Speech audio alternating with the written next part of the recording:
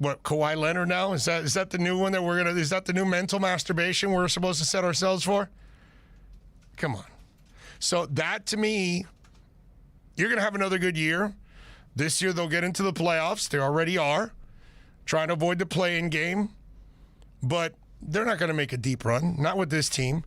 But the problem is they may end up having to re-sign Duncan because they don't really have anybody else. They don't have anybody in line. So they may end up having to sign him because they can't lose a guy. Listen, dude, if you're willing to re-sign Tyler freaking Johnson and Hassan Whiteside and some of these things that you have, Duncan Robinson is way better than those guys. Now, is he worth $20 million or not? Man, role players get... We'll be right back to the Man of the Match with Alex Donno. You can join us on the Onside Sports Line, 888-441-4623. That's 888-441-4623. You're listening to the home of Inter Miami CF. His strike is a decent one. It's fired into the top right corner. Gonzalo Higuain opens his account for Inter Miami. OnsideRadio.com, where the passion for La Rosa Negra runs deep. Download the Radio.net app and listen to Onside Radio in every Inter Miami CF game. OnsideRadio.com, your home for Inter Miami soccer. Let's raise a cup to the first among us who put themselves last. To the risk takers, the mask makers, the heroes on the front line and online. To the ones keeping shelves full and keeping us hopeful. To those who don't stop and those making all the stops. To the ones who pick up, suit up, and never let us down. From all of us at Duncan to all the heroes keeping everyone running, we thank you. You're listening to this station with more live and local sports talk than anyone else in South Florida. OnsideRadio.com, broadcasting from South Florida to the world. Welcome back to the Man of the Match with Alex Donno. It's all yours. Just keep it right here. You can reach out anytime on the Onside Sports Line, 888-441-4623. That's 888-441-4623. Yes! Oh, it is. It is! Man of the Match with Alex Donno. Oh, I'm Alex Donno, and I'm with you guys here for the next 3 hours on OnsideRadio.com. Very happy Monday to everyone. Busy weekend in the South Florida sports scene, man. Inter Miami in action yesterday, got hosed, a draw, could have been a victory, should have been a victory, even though they didn't play that well in the first half. 3 penalties could have been awarded. 3. My blood is still boiling. I'm in a group chat with our broadcast team. Big O, Fernando Fiore, El Presidente, Thomas Rongan in there, Chris Whittingham. I know Chris is still upset about the multiple penalties that weren't awarded, especially Guzan taking down Victor Ulloa in the box. Late second half. Should have been the chance to go up 2-1 right there. I say the chance because I'm not going to take a penalty kick for granted and say 100% it's a goal. Probably 95% the penalty kick would have been a goal. So, as far as the soccer team goes, not their fault. Blame Major League Soccer for it. A little bit upset today because it was 1 point yesterday that really could have been 3 here at Drive Pink Stadium. But my Florida Panthers picked up a massive W on Saturday night. The Miami Heat picked up a really big W against the Boston Celtics yesterday, taking some of that pressure off of potentially falling into the play-in, although they face the Celtics again tomorrow. And it's going to be incredibly important again because if they lose to the Celtics tomorrow, then they have a tougher schedule for the final couple games than Boston does. And if you finish with the same record as Boston would have the tiebreaker if they beat the Heat tomorrow. They would have 2 out of the 3 victories in the head-to-head this year. So even though the Heat do have right now a 2-game lead over the Celtics, the head-to-head is even 1-1. If the Heat lose to the Celtics tomorrow, they'd still be a game ahead, but the pressure would be on because then if they finish with the same record, Boston would have the edge. I got to start, though, with the big news of the afternoon. And let me let everyone know where to find us before we dive headfirst into it, all right? I am broadcasting live, as always, from the sensational Drive Pink Stadium here in Fort Lauderdale, the home of Inter Miami CF. Blue skies, fantastic, pretty beautiful skies today. I did have a little bit of rain on the drive up, but looking out the window right now, and it's clear. It's wonderful. It's a beautiful South Florida day. I see the Fort Lauderdale skyline kissing the horizon off in the distance. Wonderful place to work. There's many ways to watch us and listen to us. We're streaming live on YouTube right now. Head on over to youtube.com. Search for Onside Radio. Hit the Watch Live button. Make sure you subscribe to our channel. That way you have easy access. And if you boost our subscriber count, it really helps us grow. So make sure you subscribe to our channel. And once you're in there watching us live, make sure you smash the like button. The more likes you can give us, if you're a fan of this station, you hit the thumbs up button, the like. It puts us into more people's timelines. The algorithm, we want to finesse that algorithm to bring Onside Radio to as many people possible. You can also listen to us audio-only streaming onsideradio.com, our website. You can get us right there. Or there's a number of different mobile apps where you can download for free. Free mobile apps. Listen to us on the go, in your car. Pump us up through the Bluetooth on your car speakers. Listen to us on your phone, on a jog, on a walk. Take us with you wherever you go. There's a whole list of all the mobile apps at our website, onsideradio.com. A couple of my favorites, the MyTuner Radio app, which was the very first to carry us, and the Radio FM app, which is what I was listening on the drive up today. No interruptions. They both work incredibly well. Wow. Tim Tebow. Tim Tebow is going to be a Jacksonville Jaguar. I mean, unfreaking believable. Ian Rappaport setting out the tweet today that, yeah, Tim Tebow is going to be signed by the Jacksonville Jaguars. You know, it's not a 100% guarantee he's going to make the team. Herb is giving him an opportunity. His former college head coach, I'm sure one of his best friends in the football world, Urban Meyer, is going to give Tim Tebow, the opportunity not to play quarterback, of course. They've just drafted Trevor Lawrence. But he's going to get the opportunity to play tight end with the Jacksonville Jaguars. He's 33 years old, Tebow. Been out of the NFL for a number of years. I was advocating more than a half decade ago for Tim Tebow to make the move to tight end. I'm glad he finally came to this decision. For his sake, I hope it's not too late for him.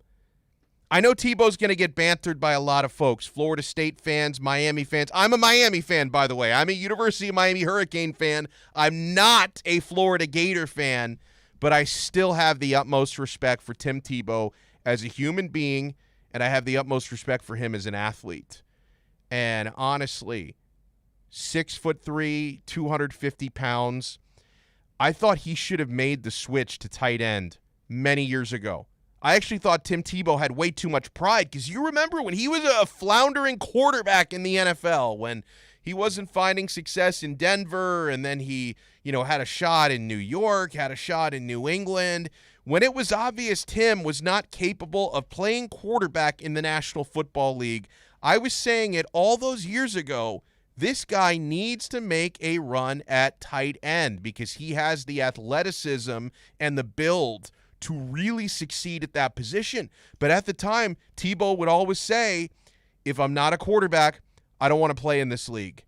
I thought it was stubborn, right? I mean, we all talk about how perfect Tebow is. He's the second coming of Jesus and all this stuff, but pride, too much pride for Tebow all those years ago, too much pride and too much stubbornness because he wasn't willing to switch positions back then. Instead, he left professional sports for a little bit. He turned up playing baseball for the New York Mets in the minor leagues. And, I don't know, Alex, how much did you follow? Alex Aguirre is our baseball expert. How much did you follow Tebow when he was playing minors for the Mets? I mean, he obviously wasn't good enough to get the call up. So was Tebow considered like a decent minor league player, or was the whole thing kind of a farce?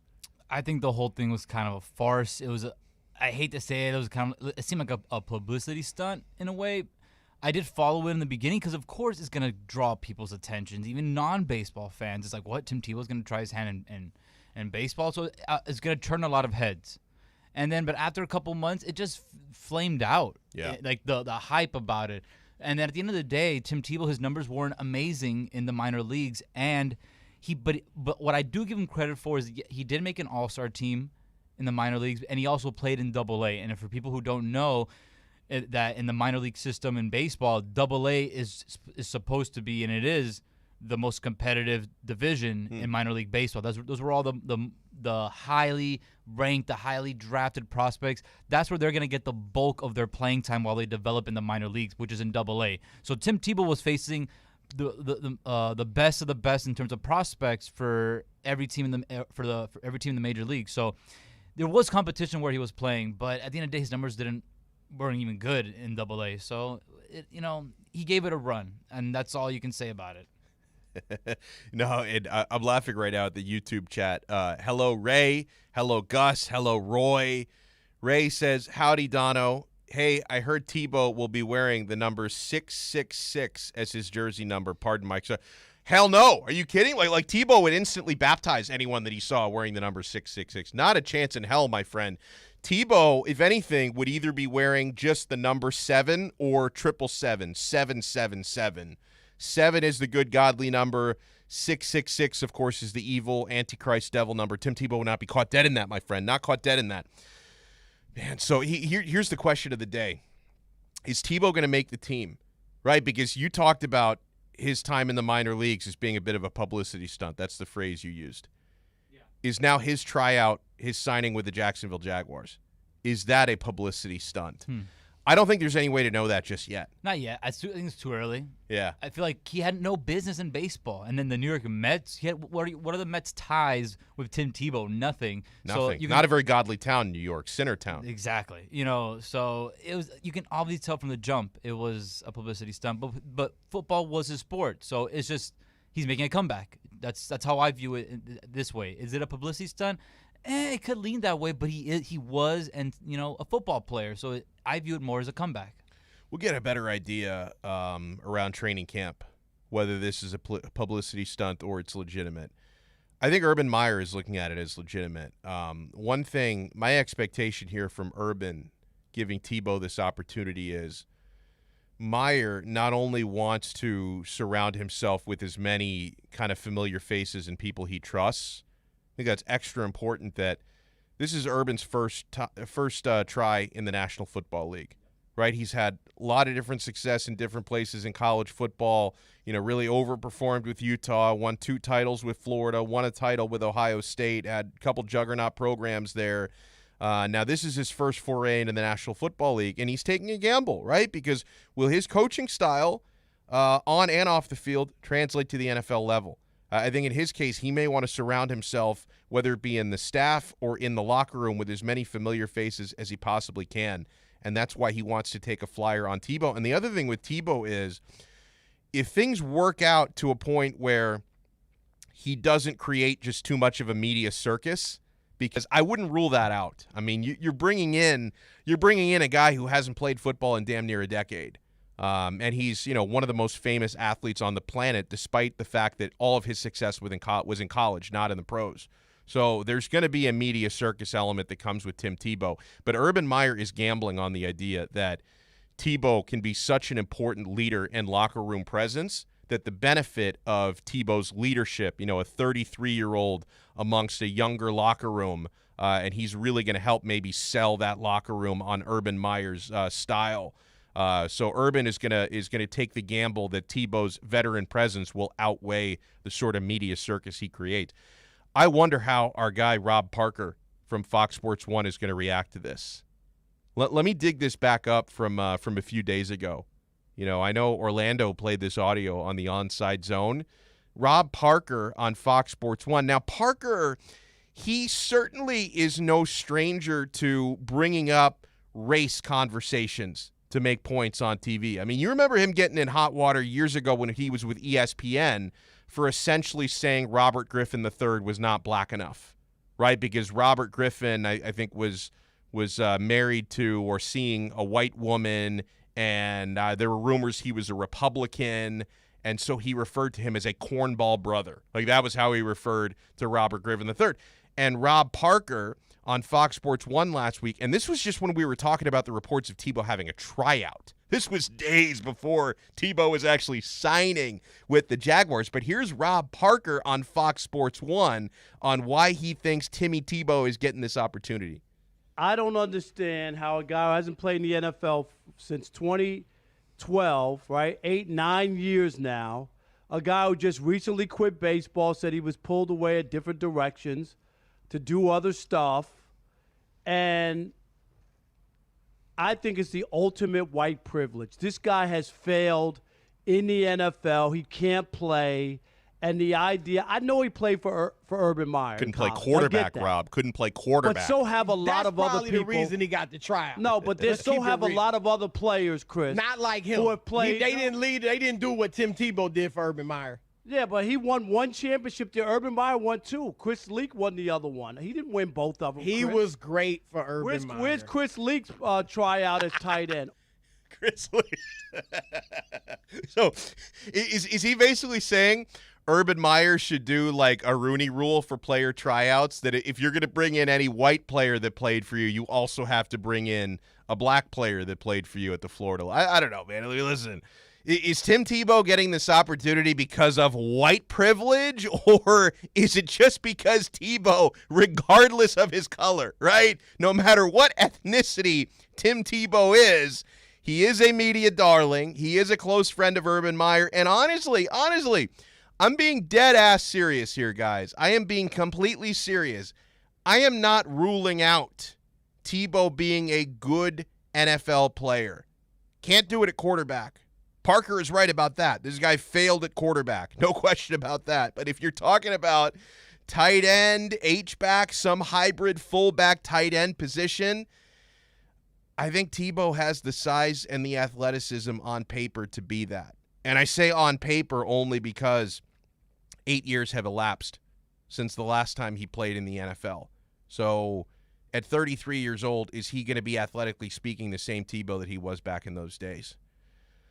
I will tell you something. This is kind of scary when you do the arithmetic, when you do the math. My father is a mathematician, okay? So in my gene pool, there's that, okay? I may have gotten primarily C's in my math classes at the University of Miami, but I do have a mathematician in the family. Guys, I've run the numbers. Tim Tebow is a decade younger than Tom Brady. So by that math, Tim Tebow could theoretically dominate the NFL for the next 10 or more years. Still a decade younger than Tom Brady. So let's be thankful that he's going to be a Jaguar and he's not going to be a Patriot, a Bill, or a Jet, all right? And the Dolphins do have, don't they have the Jaguars on the schedule this year? So that's going to be fun, man.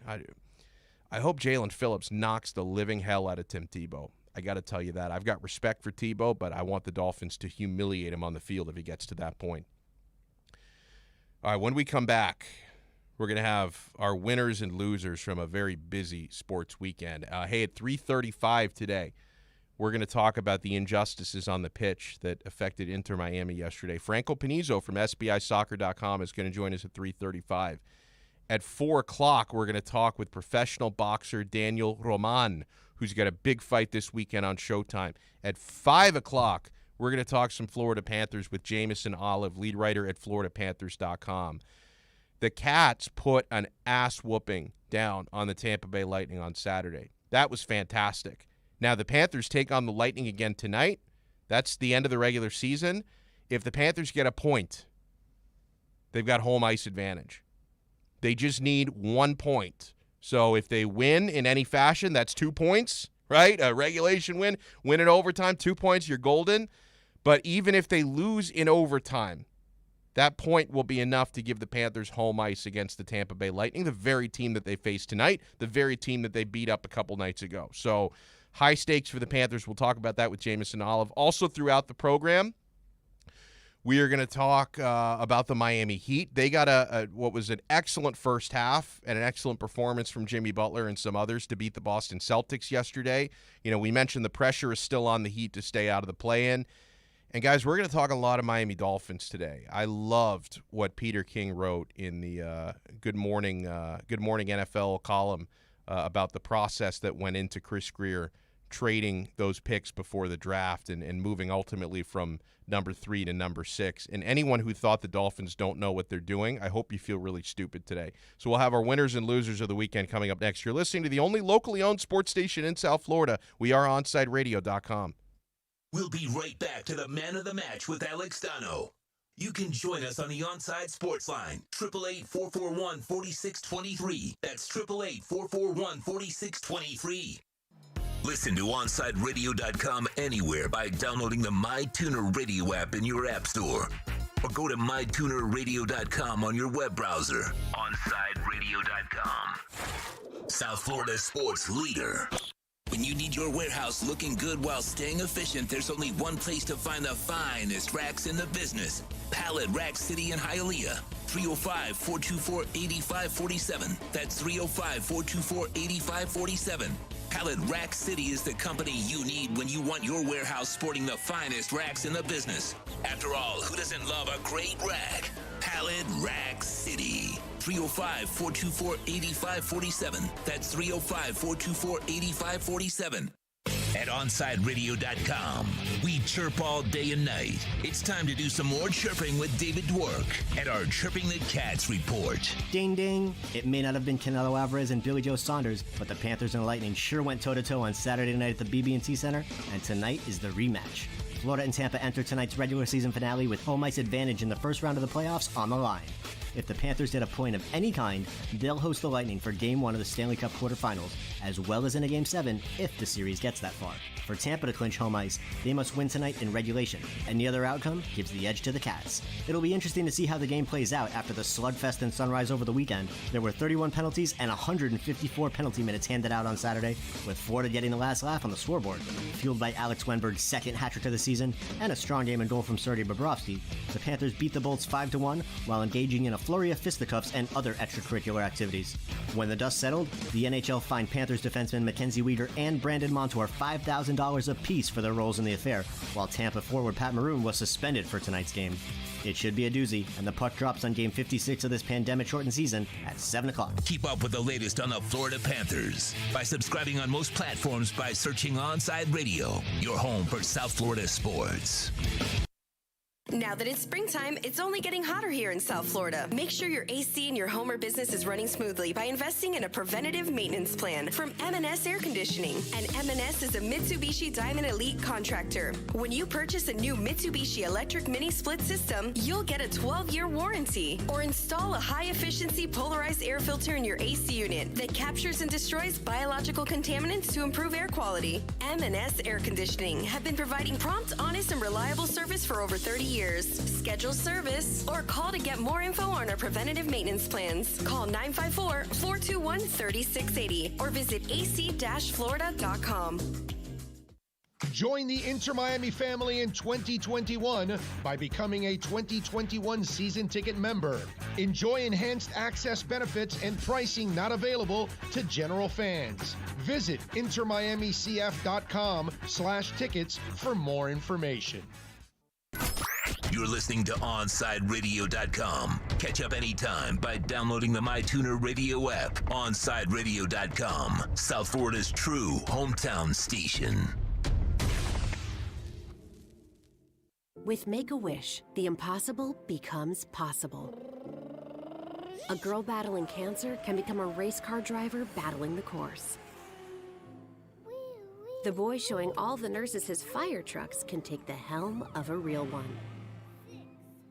Wishes can give kids with critical illnesses the strength to keep fighting, get better, and grow up. Where there's a wish, there's a way. Wishes need you. Visit Make-A-Wish at wish.org. Welcome back to the Man of the Match with Alex Donno. You can reach out anytime on the Onside Sports Line, 888-441-4623. That's 888-441-4623.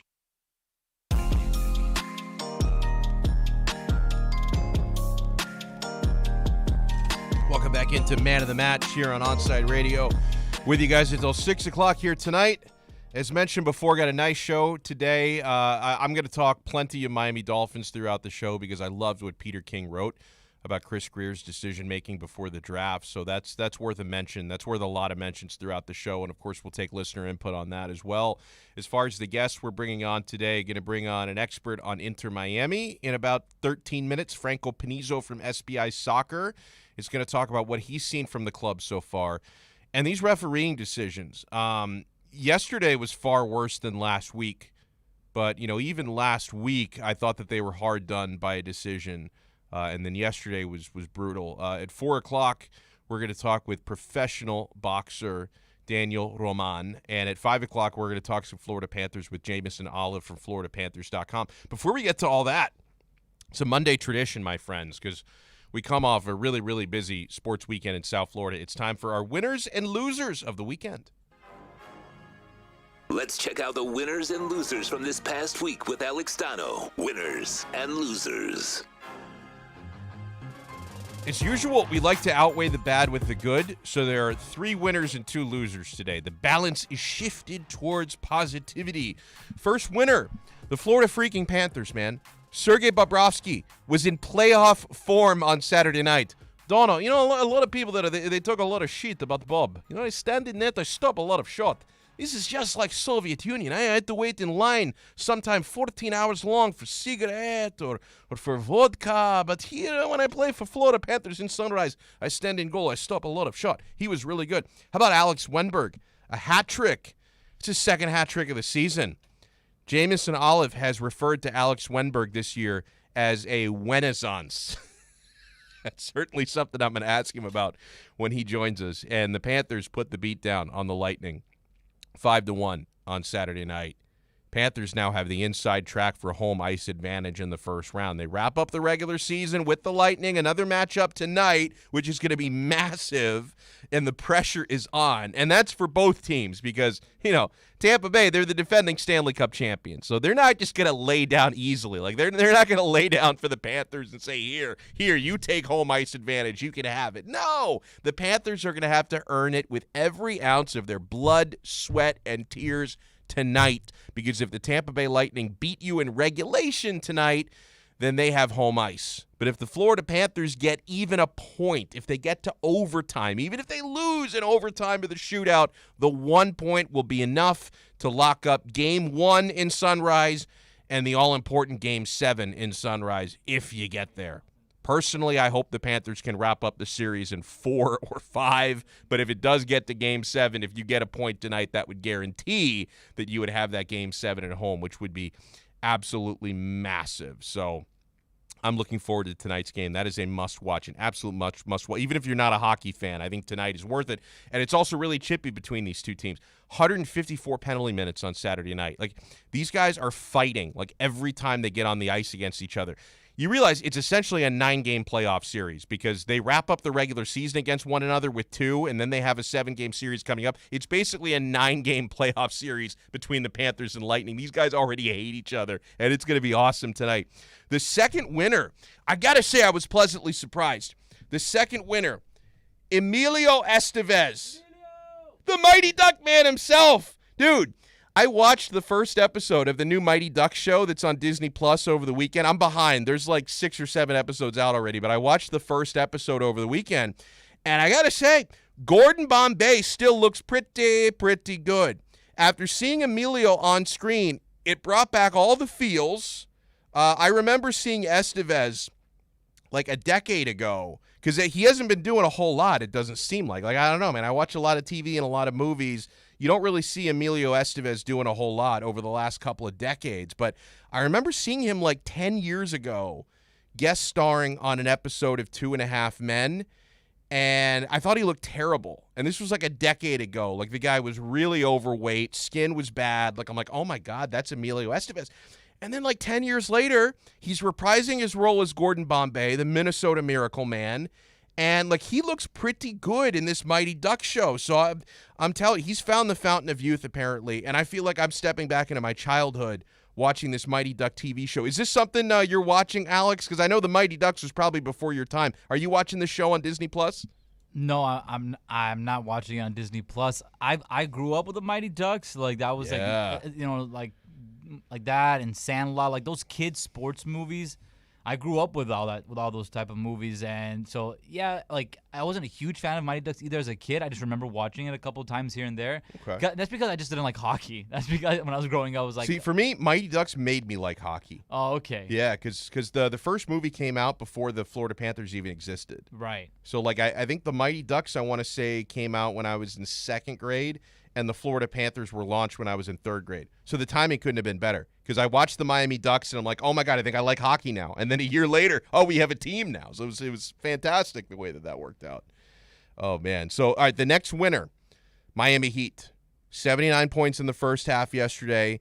The Heat held on for the massive W against the Boston Celtics. The Heat are now 2 games in front of the C's and in the 6th seed right now for the time being.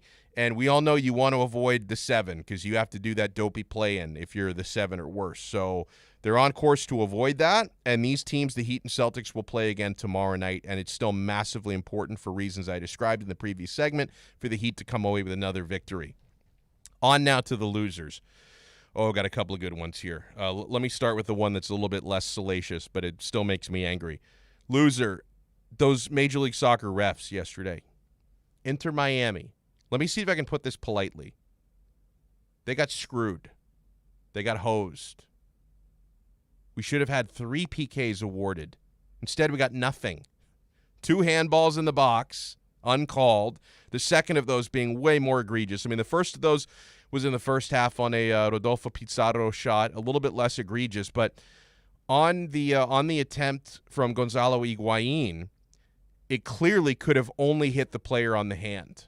And they called a corner kick. So the referee is admitting it hit off an Atlanta United player. Because if it didn't, then it's a goal kick, not a corner kick. So the referee admits it deflected off the defensive player.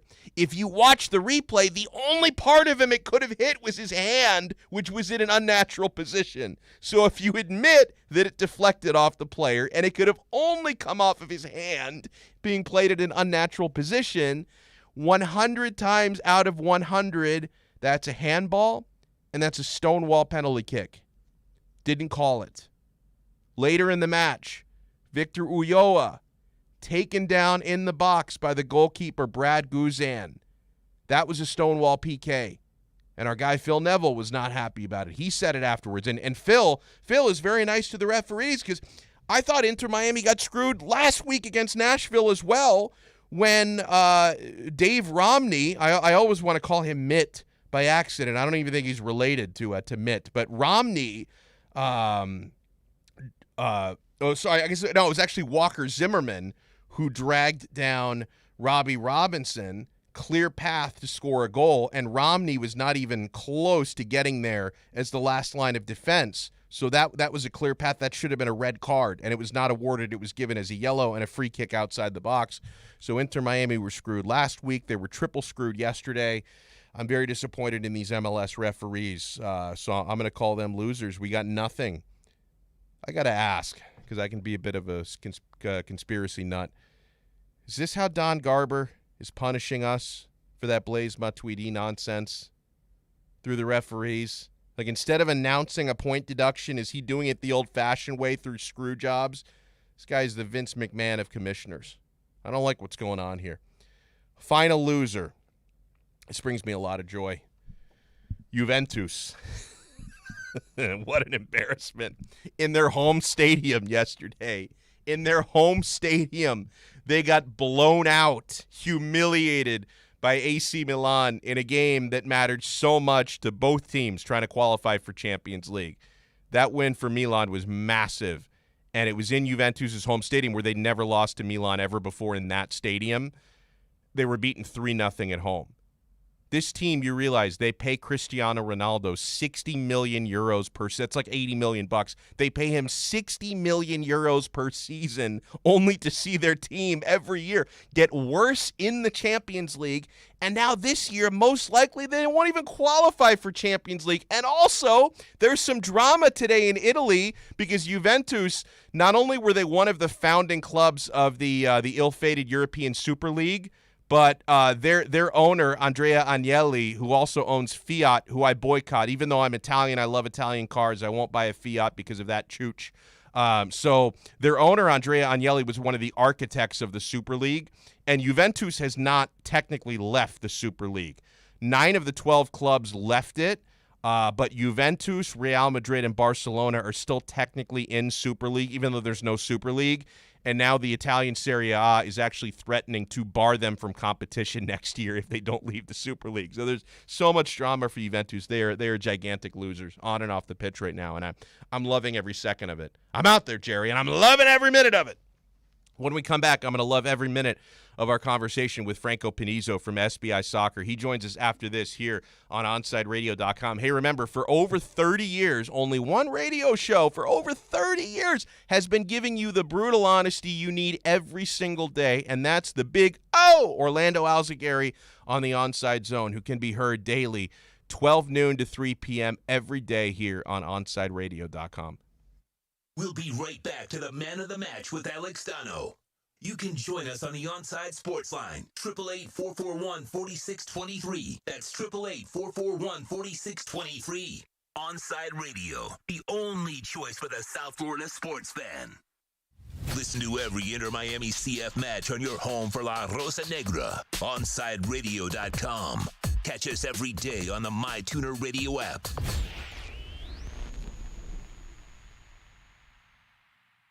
If you missed Onside Zone with Big O, you missed. Big O, Tito is not allowed in the Boom Boom Room. Never seen Smokey and the Bandit. Never seen Top Gun. What's the matter with these kids? Look at that. Now you can't hang out with Salma, Paige, Sophia. See, now you can't hang out with the ladies because you have not seen Top Gun. Yeah, I would just hope that, like I said, the Boom Boom Room is sanitized. I would hope. Well, I don't know, but did you hear about the 81-person orgy? No. What is wrong with you? The Onside Zone with Big O, only on OnsideRadio.com. Join the Inter-Miami family in 2021 by becoming a 2021 season ticket member. Enjoy enhanced access benefits and pricing not available to general fans. Visit intermiamicf.com/tickets for more information. Keeping you informed in the world of sports.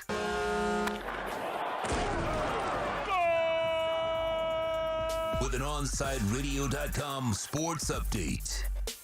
The Miami Heat beat the Boston Celtics 130-124. Jimmy Butler had 26 points and 11 assists to lead the Miami Heat. The Heat are currently in the 6th spot in the Eastern Conference and are right now out of the play-in tournament. Next game for them is tomorrow in Boston. Tip-off is at 7:30. The Florida Panthers skate against Tampa Bay Lightning again tonight at the BB&T Center. Home ice is on the line for the Panthers. If they win, they get a point in tonight's game. They clinch for home ice in the first round. The Miami Marlins lose 2 of 3 over the weekend to the Brewers. They start a road trip for the first game tonight against the Arizona Diamondbacks. First pitch is at 9:40. Inter-Miami CF and Atlanta United played to a 1-1 draw. Lewis Morgan hit the equalizing goal in the 77th minute. Inter-Miami is back at it Wednesday night, taking on Montreal. Big O and Alex Donno get you started with the pregame at 6:30, and Chris Whittingham, Thomas Rognan, and Fernando Fiori with the call of the game at 7:30. You're listening to South Florida's only locally owned sports talk station. And coming up, it's more of Man of the Match with Alex Donno right here at OnsideRadio.com.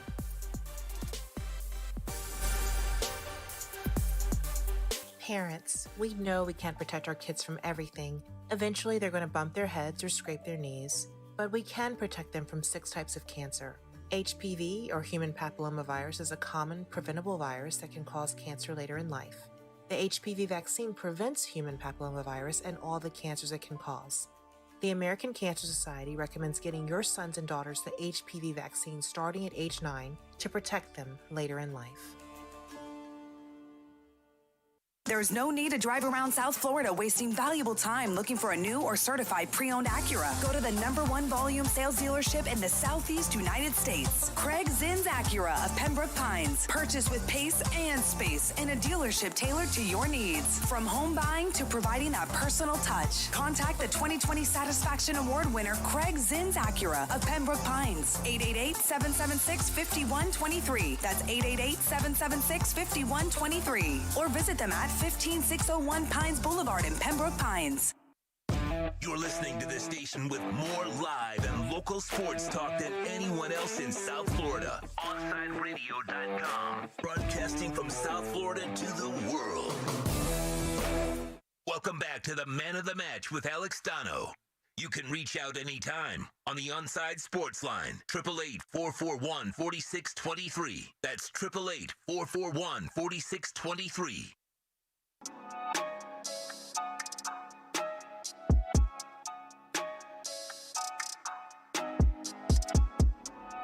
Good news for Inter Miami is they're on a 3-match unbeaten streak, win and 2 draws. Bad news is I really thought they got hosed yesterday here at Drive Pink Stadium. Let's bring on our very good friend Franco Panizo, who does an awesome job covering Inter Miami CF for SBIsoccer.com, and he's also a co-host and founder of Miami Total Football Radio, which is great. Every Inter Miami fan should listen. Franco, good afternoon, man. How you doing? I'm good, man. I'm good. No referee calls to talk about today from today's games or anything. So, but there's definitely one to talk about from yesterday for sure. Yeah, okay. So I guess the question is, how many penalties should have Inter Miami gotten yesterday, Franco? Because I thought they should have gotten at least 2. I mean, the handball that redirected the Gonzalo Higuain shot. You know, if the referees admitted it was a corner kick. And to me, it could have only gone off his hand. I don't see how that's not a handball because the hand was in an unnatural position. And then I thought there should have been a penalty awarded when Victor Ulloa was taken down by Guzan in the box. So do you agree? Should those calls have been made in your opinion? So on initial viewing of the Ulloa play, I mean, it's the other play is such a bang play. It's really hard to see, especially from the press box.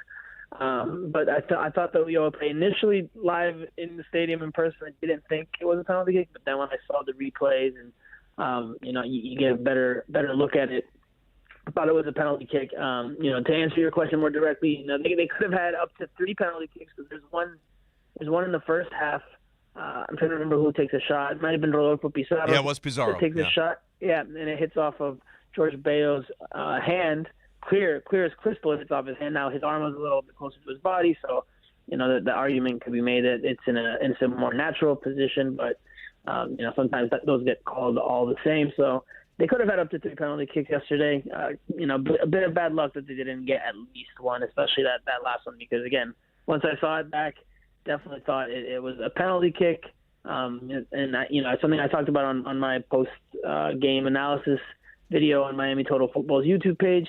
I think Ulloa obviously takes the bad touch. It goes off his thigh or his knee, and it goes towards Guzan. Guzan bobbles it, and then it's just out there in the box for whoever wants to claim it. So Ulloa, like Guzan, have a right to go after it. They both do. It seems like Ulloa gets there first, but Guzan gets a bit of the ensuing shot or the ensuing effort. But it's the follow-through for me that is what should have given Inter Miami a penalty kick, because again, both have the right to go after that second ball or the rebound, but then it's the follow-through that Guzan takes Ulloa out with that I think should have given Inter Miami a penalty kick, because Ulloa could have just kept running, tapped it home, but Guzan wipes him out, takes him out after he grabs the ball. So again, penalty kick for me. It was a penalty kick for Phil Neville. Apparently, he said 100% a penalty. So a different change of tune from him after a week prior when he was in full agreement with the referees. Yeah, and it's funny because on that note, for him yesterday to say that it was 100% penalty, I really believe him because I know this guy's not biased, right? Because, last week I thought it should have been a red card on Walker Zimmerman, and he said no, he agreed with the call that was made for a yellow card. But now if he's saying 100% penalty, Franco, I'm really inclined to believe him because obviously Phil Neville is not the type who's just going to complain for the sake of complaining. Yeah, and you could see yesterday in the press conference, if anybody hasn't seen it or hasn't heard it, again, you can go on YouTube and find it. But Phil has been very calm, composed for most, if not all, of his press conferences that he's had with us since he took over as Inter Miami head coach. But yesterday, you could kind of see he was a little wound up, a little bit agitated. Now, obviously, that play happens in, the 91st minute, so it would happen shortly before he had the press conference, something that happened 30 minutes before in the game or anything like that. So I'm sure, the blood was still boiling a bit. He didn't say anything out there.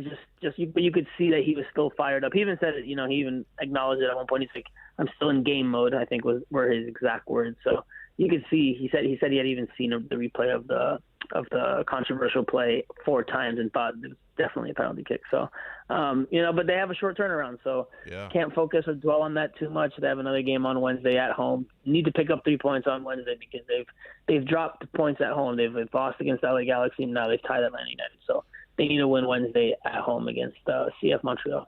And on that note, I just wonder what the starting 11 is going to look like, because this team's been a bit unlucky with the injury bug already. Let me start with Blaise Matuidi, who had to leave the game yesterday, took a knock really early on. Do we have any idea what his status is now? So Phil Neville said that Blaise would go to the hospital and get an exam or get a test. I saw photos of him after the game with like some fans, and he looked okay. He it didn't look as severe as it did when he left the field. But I'm just gonna go out on a limb. Again, it's Monday. Maybe we'll get some more information before Wednesday. But I'll go on a limb and say he doesn't play Wednesday. It's such a short turnaround. It'd be practically 2 days that he'd have to recover from whatever blow he took. So I'll say he doesn't play Wednesday. But again, we don't have solid info. I haven't found out yet from one of my sources on Blaise Matuidi. I do think we'll see some rotation for this one. Obviously it's a home game, but I think we'll see some new faces. I think we could see someone like Christian McCoon. It's someone that Phil Neville name dropped last week in the press conference before this weekend's game or this past weekend's game against Atlanta United. So I think you could see him get a start at center back, probably ahead of Ryan Shawcross, who he has not played 90 minutes or had not played 90 minutes up until the game against Nashville SC last weekend. So I don't think you're going to push him to play his third game in 90 minutes and second in short order on 3 days rest or 4 days, 2 times in 4 days. So I think they'll give him a rest even for the weekend, not to push him physically. And I think McCoon will get the start there. And then I think there's a case for Federico Higuain to get a start. I know that Phil said, I asked him about Federico because I think he's looked very good in all his appearances this year, or most of his appearances this year so far. And Phil talked about how how Federico hasn't played 90 minutes for a long time because of the injury he suffered not too long ago. But I think this is the chance. I think this is the chance to see if he can give you something like at least if he's giving you 30 to 40 minutes in one half. Maybe he can give you 60. And, with the teams having 5 subs now, and it's just my opinion, with teams having 5 subs now, I think that maybe makes it a little bit easier to start someone who may not be able to go the distance. And with the short turnaround and with how he's performed, I think it's worth looking at because he brings so many more creative ideas, adds so much more to the attack. And it's something I touched on for SBIsoccer.com today, my post-game piece, my analytical piece. I'm upset now because I didn't put out the image that I used in the article. I haven't figured it out yet, but I will after this. Fair enough. A really good breakdown here, spot on from Franco Panizo, SBIsoccer.com and Miami Total Football. So, Franco, you covered the team last year during a pretty chaotic expansion season. I mean, a lot of changes throughout the year to the roster. They had to deal with a pandemic, right shortly after the season started, and it, this team last year started with 5 defeats to start their campaign. This time around, through 4 games, they have collected points in 3 out of the 4 so far. What's your progress report here on season 2 and on the job Phil Neville's doing so far? I think defensively, he's gotten the team to be much improved by and large. I think the defense has been the most notable improvement so far. I think the signings have helped with that. Gregori has helped with that. He had a pretty strong game, in my opinion, this past weekend against Atlanta United. So I think defensively is where they've made the biggest strides. But in the attack, and again, this was the main piece in my post-game piece that came out today, the main thing that they still need to work on and try to figure out is how to get the most out of their 3 designated players. Because I don't think, and again, this is just my opinion, I don't think any of the 3 are playing to the level that should be expected of them. None of the 3. Even Blaise Matuidi played 13, 14 minutes yesterday before he went out with the injury. but he's partially to blame for the goal because the player that sends in the entry pass to Joseph Martinez is Blaise Matuti's mark, and Blaise is actually tight on him initially on the play, but then kind of lets up and lets him have enough space to receive the ball and then turn and make the pass. So he's been struggling defensively. Gonzalo Higuain still hasn't scored from the run of play in 12 MLS matches dating back to last year. And Rodolfo Pizarro has been very inconsistent and hasn't made regular impacts or influence games consistently enough. So I think, and especially in MLS, where you need your top players, as a salary cap league, you need your top players to be playing and hitting on all cylinders or on most cylinders. Inter Miami's not getting most out of those three designated players. And at the end of the day, in MLS, if your three designated players aren't performing up to the standard that is needed, then that's going to severely limit and hamper your abilities to make a very deep run or to live up to your potential. So Inter Miami needs to find a solution. Phil Neville needs to find a solution to that, figure out how to get the most out of them. We saw he was trying to do a different idea in this game. He started with Rodolfo Pizarro out on the left, Jay Chapman at the 10, but that all went out the window very quickly once Blaise Matuidi suffered the injury and he had to drop Jay Chapman into the central midfield, and Rodolfo Pizarro went back to the 10 spot. So, I mean, defensively, again, Phil Neville gets a lot of plaudits for the organization and the toughness the team has had, but there's still something to be improved on and something to be said for the way that they attack and play in that regard. Good stuff as always here from Franco. You can follow him on Twitter at Franco Panizo. Check out his work, audio and video, Miami Total Football on YouTube and on all the podcast channels. And check out his work at SBIsoccer.com. Franco, thank you so much, man, and enjoy the rest of your week. Likewise, brother. We'll talk again soon. Awesome, man. Great stuff as always there by Franco. We'll wrap up the 3 o'clock hour when we come back. Remember, Daniel Roman, professional boxer, is going to join us at 4 p.m. sharp. When we come back, going to pull up a seat at the Onside Radio Roundtable, talk about our guy, Duncan Robinson. What do we do next? Because a serious investment will be required to retain Mr. Robinson's services. Is the juice worth the squeeze? We will discuss that and more when we come back. Hey, Inter Miami CF fans, you can join us for every road game as we broadcast live from Dangerous Minds Brewing Company. That's 1901 North Federal Highway in Pompano. Join Big O and myself. You can enjoy delicious food and incredible house drafts and giveaways. Inter Miami CF fans, your new home for every road game is Dangerous Minds Brewing Company in Pompano. Follow them on Twitter at Dangerous Minds B and Instagram at Dangerous Minds Brewing. We'll be right back to the Man of the Match with Alex Donno. You can join us on the Onside Sports Line, 888-441-4623. That's 888-441-4623. You're listening to the only sports station in South Florida that likes to take your calls. 888-441-4623. We connect with a South Florida sports fan because we are South Florida. Locally owned and operated. 888-441-4623. OnSideRadio.com. South Florida's home for real sports talk. You can connect with us at OnSideRadio.com by sending us a text at 844-416-8123. Save it on your cell phone, 844-416-8123. No better place to send your comments, ask questions, win prizes. OnSideRadio.com, the only choice for the South Florida sports fan. Every Thursday, NBA fans can catch one of the best basketball shows in the country when Ethan Skolnick and Ira Winderman host Inside the Paint. Listen to two of the most knowledgeable and connected reporters in the business.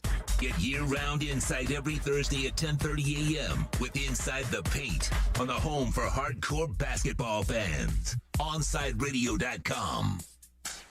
Big O for M&S Air Conditioning. You know, air quality in your home and business is more important than ever. That's why you've got to call M&S Air Conditioning and let them install a high-efficiency polarized air filter in your AC unit. Folks, it attracts, captures, and destroys biological contaminants to improve your air quality. With stellar customer service, answering your call from 7:30 a.m. till 9 o'clock p.m. For more info on high-efficiency air filters and their preventative maintenance plans, visit M&S Air Conditioning at ac-florida.com.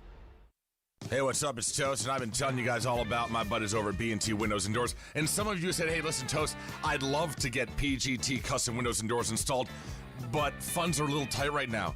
No problem, bro.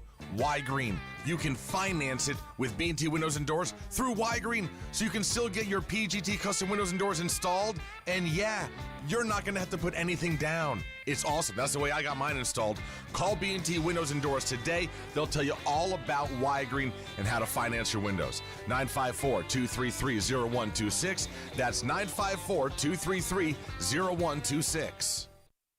You're listening to the station with more live and local sports talk than anyone else in South Florida. OnSideRadio.com. Broadcasting from South Florida to the world.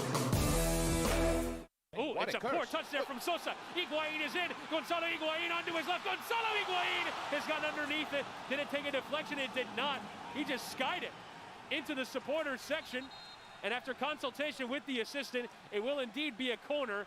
When you're looking to add that extra style and protection for your home or business, visit a Shade Above Window Fashions in Davie or Sunrise, where plantation shutters are a major part of our business, and they look great in any home. We have them in white, stained colors, and wood tones. We can even motorize your shutters like the one in the OnSideRadio.com studio. A Shade Above Window Fashions, 954-434-4774. That's 954-434-4774. Love the space you live in. A Shade Above Window Fashions. You're listening to the only sports station in South Florida that likes to take your calls. 888-441-4623. We connect with a South Florida sports fan because we are South Florida. Locally owned and operated. 888-441-4623. OnSideRadio.com. South Florida's home for real sports talk. Welcome back to the Man of the Match with Alex Donno. You can reach out anytime on the Onside Sports Line, 888-441-4623. That's 888-441-4623.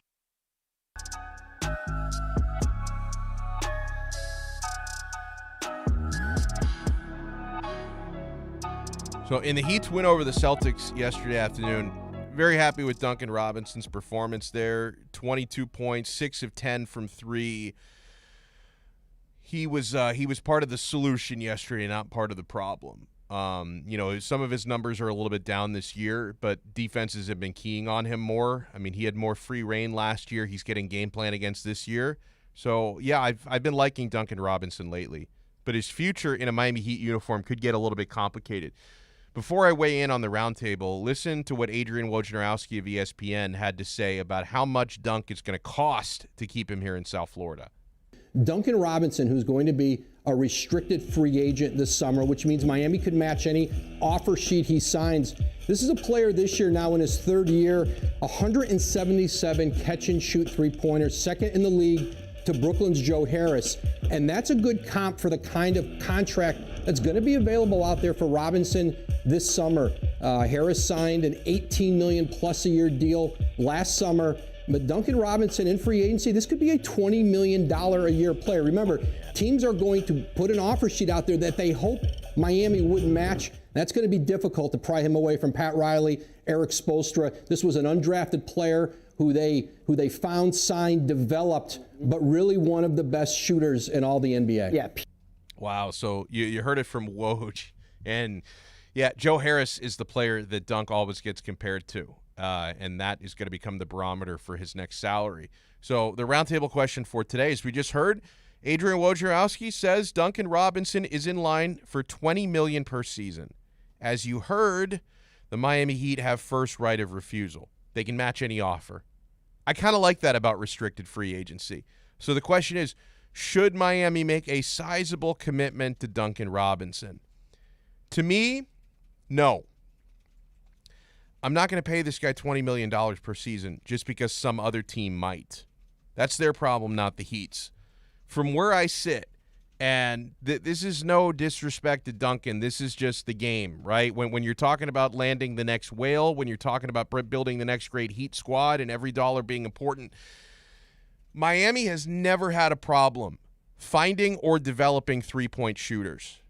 Guys like Jason Capono and Wayne Ellington. Mario Chalmers made a ton of threes. Dan Marley back in the day. So Duncan Robinson, you can add to that list of three-point shooters that the Heat have found and they've developed. That's not been an issue for Miami. The real question is, does Duncan Robinson do enough beyond the three-point shooting that tell you, A, this guy is indispensable, and B, it's worth $20+ million to keep him on this roster? Now, to be fair, I think part of his issue, and Ira and Ethan talked about this today on Inside the Paint. They did a fantastic job. They do a great job every Monday. That, Robinson, there's usually this trend with him that he picks up his first personal foul within the first shot clock of the game, and that affects the way he defends from that point forward because, you have to be mindful of picking up that second quick foul, and he didn't pick up that foul yesterday, and you saw a different Duncan Robinson all over the floor because of that. That's all fine and good. It's just when you're talking about paying $20+ million for Duncan Robinson, good player. There's no question he makes the team better. I mean, you look at numbers this year. With Duncan Robinson off the court, Miami has a 105.9 offensive rating, and with him on the court, the Heat has 110 offensive rating. Now, is this strictly the effect is this a full Robinson effect, or is this the effect of Duncan Robinson making a lot of threes? And I'm not convinced that you can't find three-point shooters elsewhere. So I hope they can find some sort of a hometown discount for Dunk. It sounds like they won't be able to. If another team makes him a $20+ million offer and the Heat don't match it, God bless you. Enjoy Dunk. Enjoy your next contract. The same way the Heat had no problem saying goodbye to Jason Capono when he got a ton of money from Toronto. And guess what? When Capono left Miami, wasn't the same player. I think the same will be said for Duncan. When he leaves Heat culture, he's not going to be the same player when he goes elsewhere. And the Heat are going to find and develop someone else. So, yeah, I can live without Duncan if the only way to keep Dunk is at that sort of an inflated price. To that price, I say, no thank you. All right, we're going to talk with professional prize fighter Daniel Roman, who's fighting on Showtime this Saturday, May 15th. He's going to join the show next here on Onside Radio. And hey, that reminds me about our newest show here. Every Thursday night from 7 to 9 p.m., you can catch me and James Walker on Fight Night. It's the show dedicated to combat sports, from the UFC to boxing to bare-knuckle brawling. Alex and James, that's me and James. We provide combat sports fans the insight and interviews they crave. Tune in every Thursday night from 7 to 9 p.m. for Fight Night. Search and subscribe to the podcast by searching Fight Night on the home for combat sports, OnSideRadio.com. We'll be right back to the Man of the Match with Alex Donno. You can join us on the Onside Sports Line, 888-441-4623. That's 888-441-4623. You're listening to the home of Inter Miami CF. His strike is a decent one. It's fired into the top right corner. Gonzalo Higuain opens his account for Inter Miami. OnSideRadio.com, where the passion for La Rosa Negra runs deep. Inter Miami CF fans, join us at our new home this season for all away games as we broadcast live at Dangerous Minds Brewing Company, 1901 North Federal Highway in Pompano Beach. Join Big O and Alex Donno for the live pregame, halftime, and postgame shows while we watch the games. Enjoy meticulously brewed beer on site, delicious artisanal pizzas, live music, and giveaways. So, the new home for all Inter Miami road games is at Dangerous Minds Brewing Company at the Pompano City Mall, where they'll feature all the Inter Miami games. Follow them on Twitter at Dangerous Minds B and Facebook and Instagram at Dangerous Minds Brewing, and visit them at dangerousmindsbrewing.com. When you're looking for curtains and blinds to create a space of your own, look no further than Bandalux. Bandalux can tailor your space to your needs. Create the atmosphere and ambiance you desire. We invite you to discover it at Bandalux.com. Explore our new solar control systems, range of sustainable fabrics, and energy-efficient solutions that can improve your well-being and quality of life. Witness Bandalux Beauty. Go to Bandalux.com or follow them on Instagram at Bandalux_official. For a personal experience, A Shade Above Window Fashions in Davie and Sunrise is an official Bandalux partner.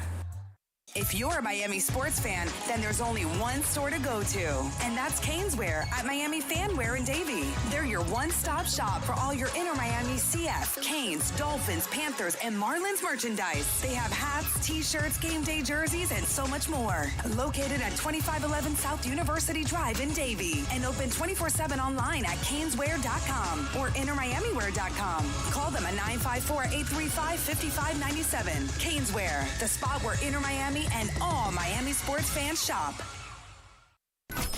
You're listening to OnSideRadio.com. Catch up anytime by downloading the MyTuner Radio app. OnSideRadio.com, South Florida's true hometown station.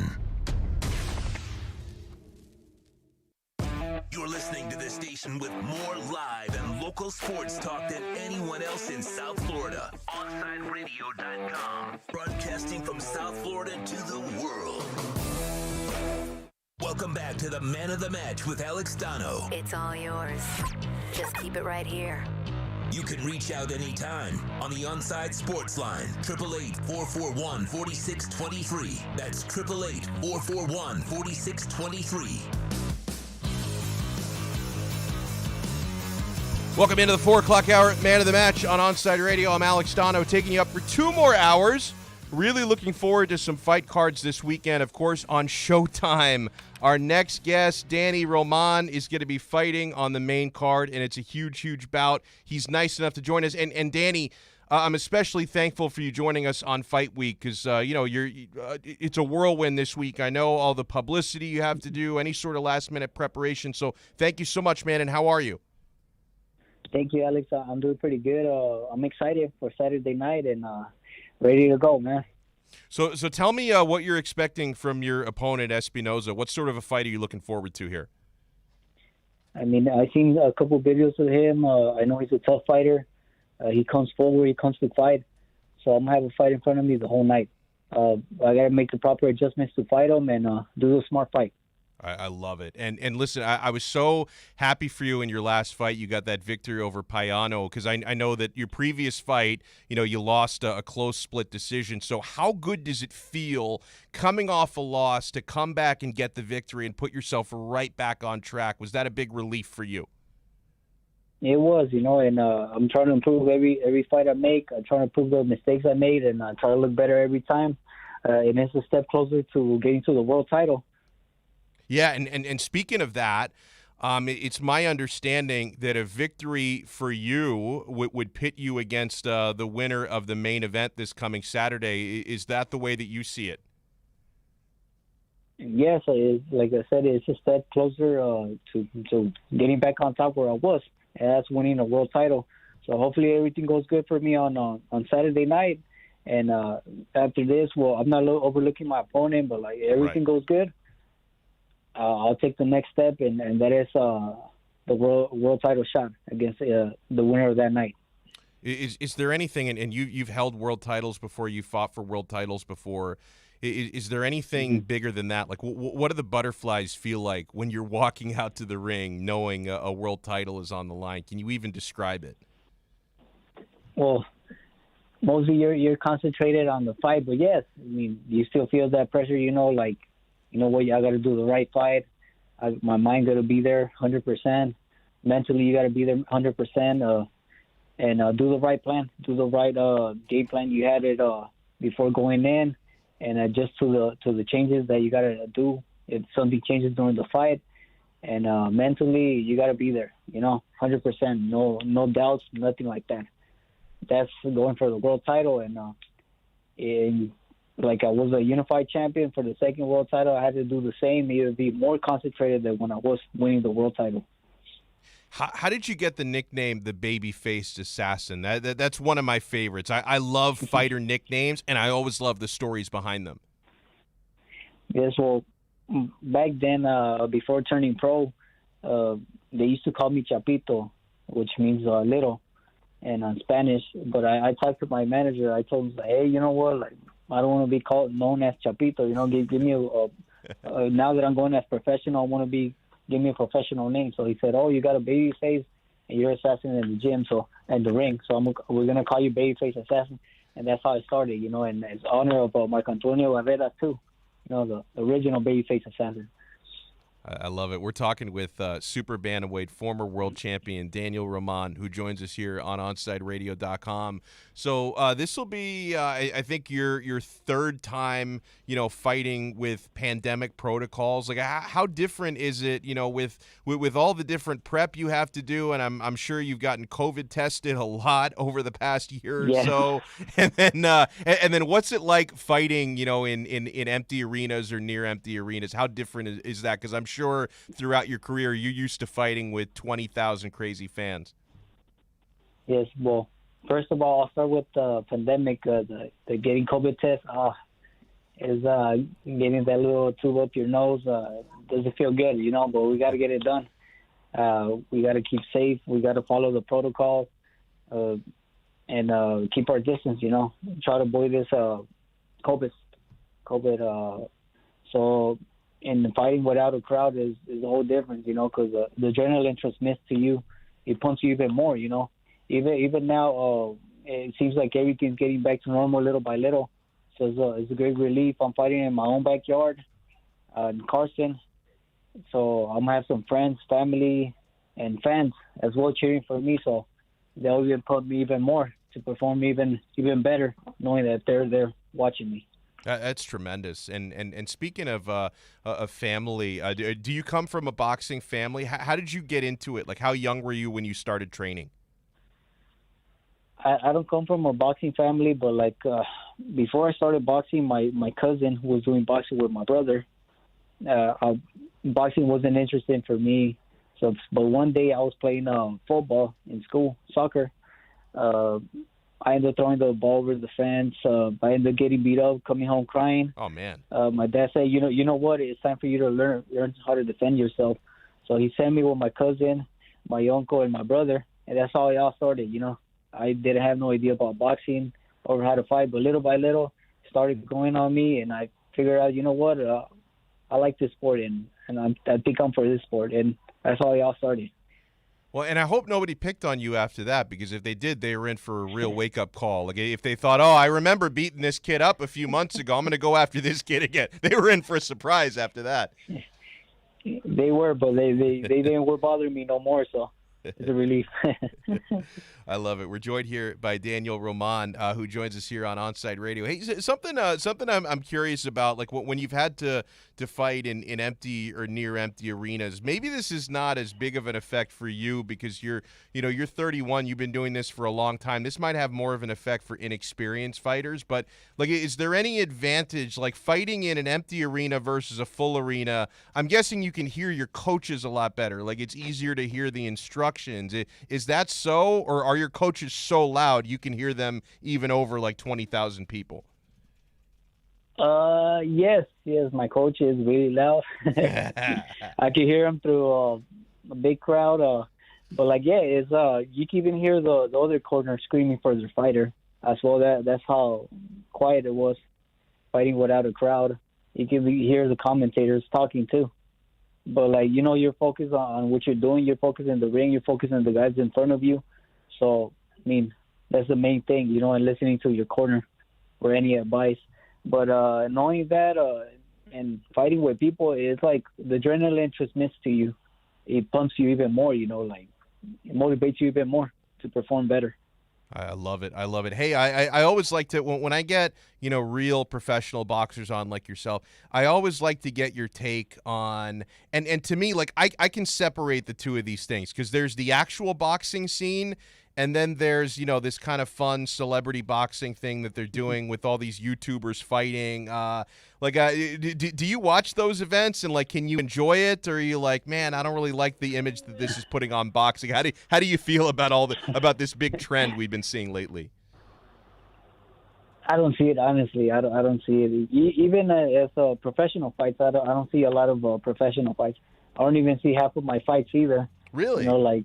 Well, once I'm out of the gym, I'd try to get my mind out of it, and because I know the next day I'll be boxing the whole day. So, once in a while I'll sit down, like saying this past weekend, I saw the Canelo fight, and it's rare for me to see some fights, but once in a while I'll sit down and see what's going on. You know, I can totally, I can totally YouTubers, respect that. Yeah, go ahead. Different thing. Yeah. This YouTuber is a whole different thing. You know, different from us, but you know, it's entertainment. You know, people like seeing that too. And hey, if they wanted to give you a few $1 million to beat up a YouTuber, I would totally watch it and support you. I would absolutely put my money on you, my friend. I doubt that they'll have that, but if it comes up, why not, right? And you know what? I like what you're saying about not necessarily watching every fight that happens, because I think that mentality and headspace is really important, and you're doing what works for you, and I totally respect that. So what are some of the things that you're into? Like, do you, and obviously I'm sure within your training schedule and family, you have so much going on. What do you like to do to kind of ease your mind? Is there music you like to listen to? You take hikes, TV shows you like to watch? What do you do to kind of get your mind back in focus after a fight? Oh, first of all, I try to catch up with the family. I know they even doing the training, I don't see them because I'm usually busy with boxing the whole time. I try to catch up with them, with my nephews, my brothers, my mom, my dad. I'll try to catch up with everybody, and after that, like I'll be in church. I'll start reading a few books and catching up with all the stuff that I need to catch up. That I put on pause because of the training camp. Well, that is tremendous, man, and I'm going to be supporting you big time this weekend, and I hope all of our listeners and viewers will do the same. Danny Roman, who's a big fight, the babyface assassin, is taking on Ricardo Espinoza this weekend on Showtime this Saturday, May 15th. Danny, thank you so much for taking the time, and not that you're going to need it, but I will wish you best of luck this Saturday. Go out there and kick some butt. Thank you, Alex, and it was a pleasure talking to you. And everybody, if you could tune in on Saturday night at Showtime, it'll be a great show. Expect a great fight from my side, and thank you, everybody, for your support as well, too. It's our pleasure. Thank you so much. God bless, and enjoy the rest of your week. Thank you, Alex. Really awesome stuff there. And yeah, listen, man, I love when we were talking about the COVID protocols. You know, getting that tube shoved up your nose like several times. It's not fun, man. We need this pandemic to be over. Alex, have you ever been COVID tested? I've been tested a couple of times, and dude, the second time I got tested, it wasn't that bad. So it totally depends on who's doing the test. The first time, I swear to God, the Q-tip touched my brain. Like it was so bad. Like, she was so savage with my nostril. So I was in pain. Like, I had a headache the rest of the day, and I was traumatized. The second time I got tested, it wasn't that bad. But you're saying you've got the test before. How did it feel to get that thing shoved up your nostril? The nasal swab was so weird. I didn't feel like they touched my brain, thank God. But it was extremely uncomfortable. And then, but the other tests, like the mouth ones and whatever, like those are okay. It's just the nasal ones. Yeah, I've never had the mouth ones. The nasal, oh my God, nightmare. It gives me like the bad chills when you think about it. It's not a fun experience, man. We need to put the pandemic behind us just so we can get through all that nonsense. Hey, if you want to text us, the text line is open, 844-416-8123. That's 844-416-8123. When we come back, we're going to talk about some deserved praise coming in for the Miami Dolphins front office. I thought Peter King did an awesome job describing what led up to the Dolphins pre-draft trades and why, for anyone thinking the Dolphins front office doesn't know what they're doing, you're dead wrong. You totally missed the mark on this one. So we're going to talk some Miami Dolphins football when we come back here on Onside Radio. Hey, listen to us discuss the hottest topics on the roundtable. Esports fans get the latest with our E-Minute. Panthers fans, reporter David Dwork provides great insight. Austin Robillard covers Inter Miami CF with the kind of passion supporters groups crave. And Christian and Alex Aguirre provide the insight Marlins fans deserve. So subscribe, rate, and review Onside Radio on all platforms, the station that has the passion South Florida fans deserve. We'll be right back to the Man of the Match with Alex Donno. You can join us on the Onside Sports Line, 888-441-4623. That's 888-441-4623. You can connect with us at OnSideRadio.com by sending us a text at 844-416-8123. Save it on your cell phone, 844-416-8123. No better place to send your comments, ask questions, win prizes. OnSideRadio.com, the only choice for the South Florida sports fan. If you missed On Side Zone with Big O, you missed. Hey, Big O, what's going on? Listen, I just was telling your guy that answered the phone. It's just, Alex, it's just a pleasure, man, to get out of work and get in your car and be able to put on the radio and hear South Florida sports and not have to listen to some bull crap about another team from another state that you can give to a rat's ass about and sit there and have to go through all this other bull crap talk to, again, never hear them talk about your team once or twice in 20 hours. It's just an honor, and I wanted to thank you, man, for starting this thing up, man. It's balls to the walls. I love it. On Side Zone with a Big O from 12 noon to 3 p.m. every weekday on OnSideRadio.com.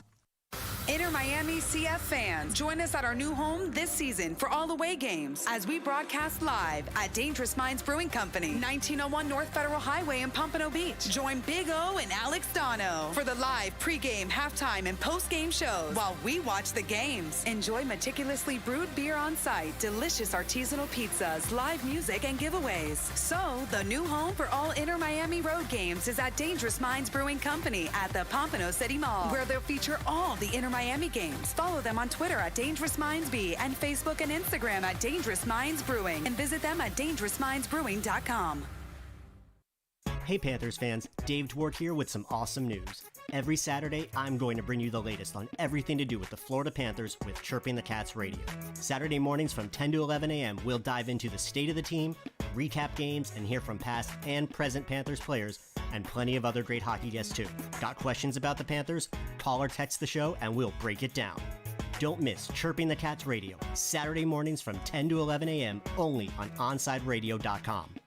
Big O for M&S Air Conditioning. You know, air quality in your home and business is more important than ever. That's why you've got to call M&S Air Conditioning and let them install a high-efficiency polarized air filter in your AC unit. Folks, it attracts, captures, and destroys biological contaminants to improve your air quality. With stellar customer service, answering your call from 7:30 a.m. till 9 o'clock p.m. For more info on high-efficiency air filters and their preventative maintenance plans, visit M&S Air Conditioning at ac-florida.com.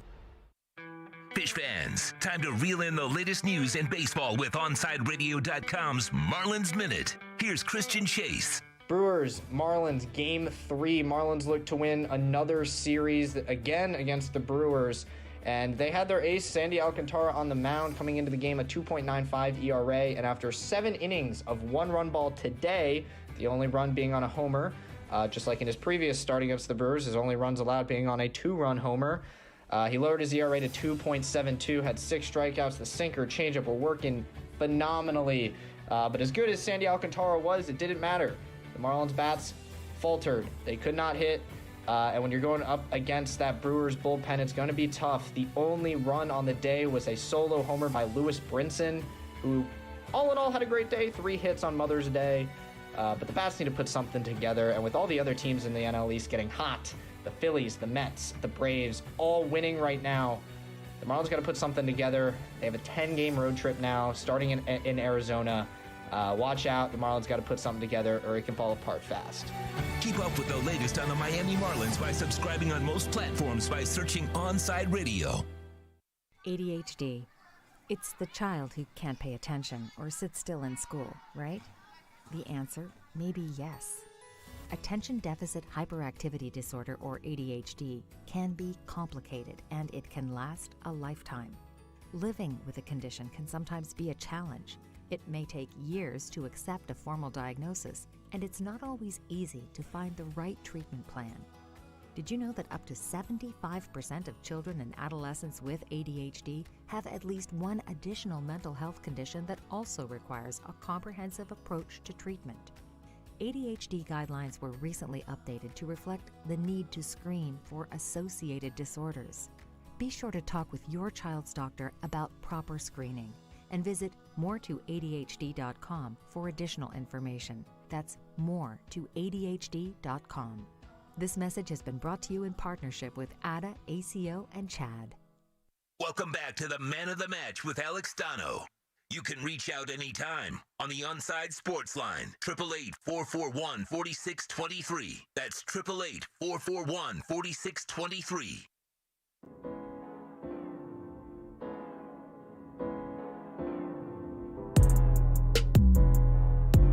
Tom Brady is being accused of killing crypto. I'm going to jump on this bandwagon. So a few moments ago, I saw people freaking out on Twitter, and then I checked my crypto accounts, and yeah, within like the last half hour, there's just been this massive dip. This is not my first rodeo with crypto. I'm not one of these people. Like I saw some dude on Twitter that's like, oh, this is looking really ugly. I'm selling all my crypto and putting it in stable coins. Stable coins are the ones where the prices don't change. They just get staked and they earn interest.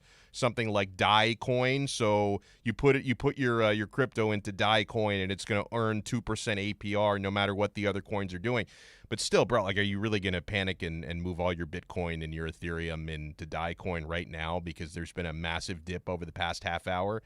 I've been doing this long enough. I've seen some awful dips. There was one back in February where Bitcoin was at it was over $58,000 per Bitcoin, and then within 12 hours it dipped to like 44,000, and everyone's panicking and jumping ship. It's like, come on, have a little bit of patience. I mean, if you don't have the stomach to ride a dip or buy a dip, you don't have the stomach for crypto. Go open up a mutual fund, open up an IRA, and then don't deal with crypto because you clearly don't have the balls for it. But why Tommy Brady is getting accused of killing crypto is, so these reports have come out that apparently Brady, as most people should do, is putting a bunch of money into Bitcoin. He's buying a bunch of crypto.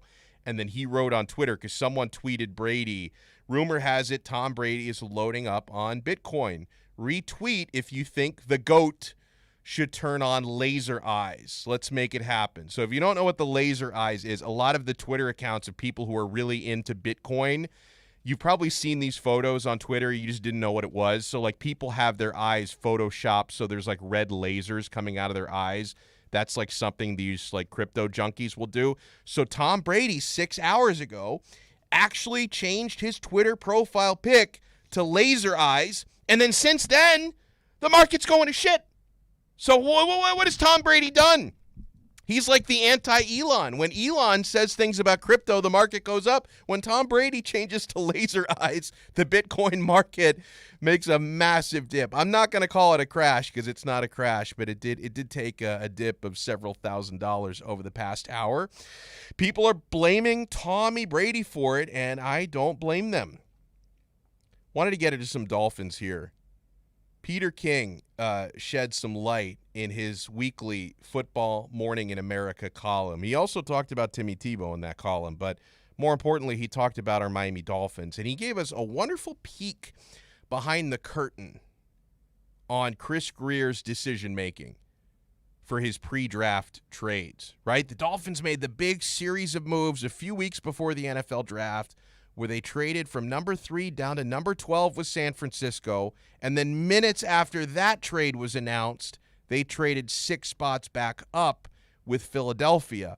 Now, in doing so, I've seen some people praise the move, and I've seen a lot of people trash the move. There are 2 different types of people who were trashing Chris Greer's move. Number 1, the types who really thought the Dolphins wanted to draft a quarterback, those people are clueless because the Dolphins weren't in the market for a quarterback. That became painstakingly obvious when the actual draft played out. But I saw people saying, oh, how dumb of a move is that by the Dolphins because you're not going to have your choice of the best quarterbacks at number 6 where you would have had it at number 3. They weren't in the quarterback market. Relax. Then the other people who were freaking out who thought it was a bad move were those saying, oh, no. This is arrogance by Chris Grier. He's a fool because he thought at number 6 he could have the same choice of Kyle Pitts and Jamar Chase. That he could have had. He thought he could have those guys at number 6, not just number 3. And look how dumb he is. He traded down 3 spots. Both of those guys get taken off the board.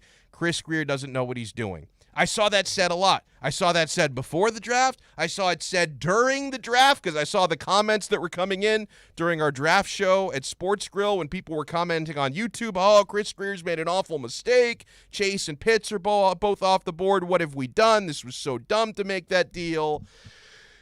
Both sets of people are wrong. The people who thought he was all in on Chase and Pitts and then foolishly traded out of the Pitts and Chase zone, you were wrong. The people who thought Chris Greer should be drafting a quarterback or wanted a quarterback and thought he could, he thought he could have anybody at number 6, you people were wrong. Here's what happened, and I thought Peter King brought some great insight to it. This is an excerpt from his column.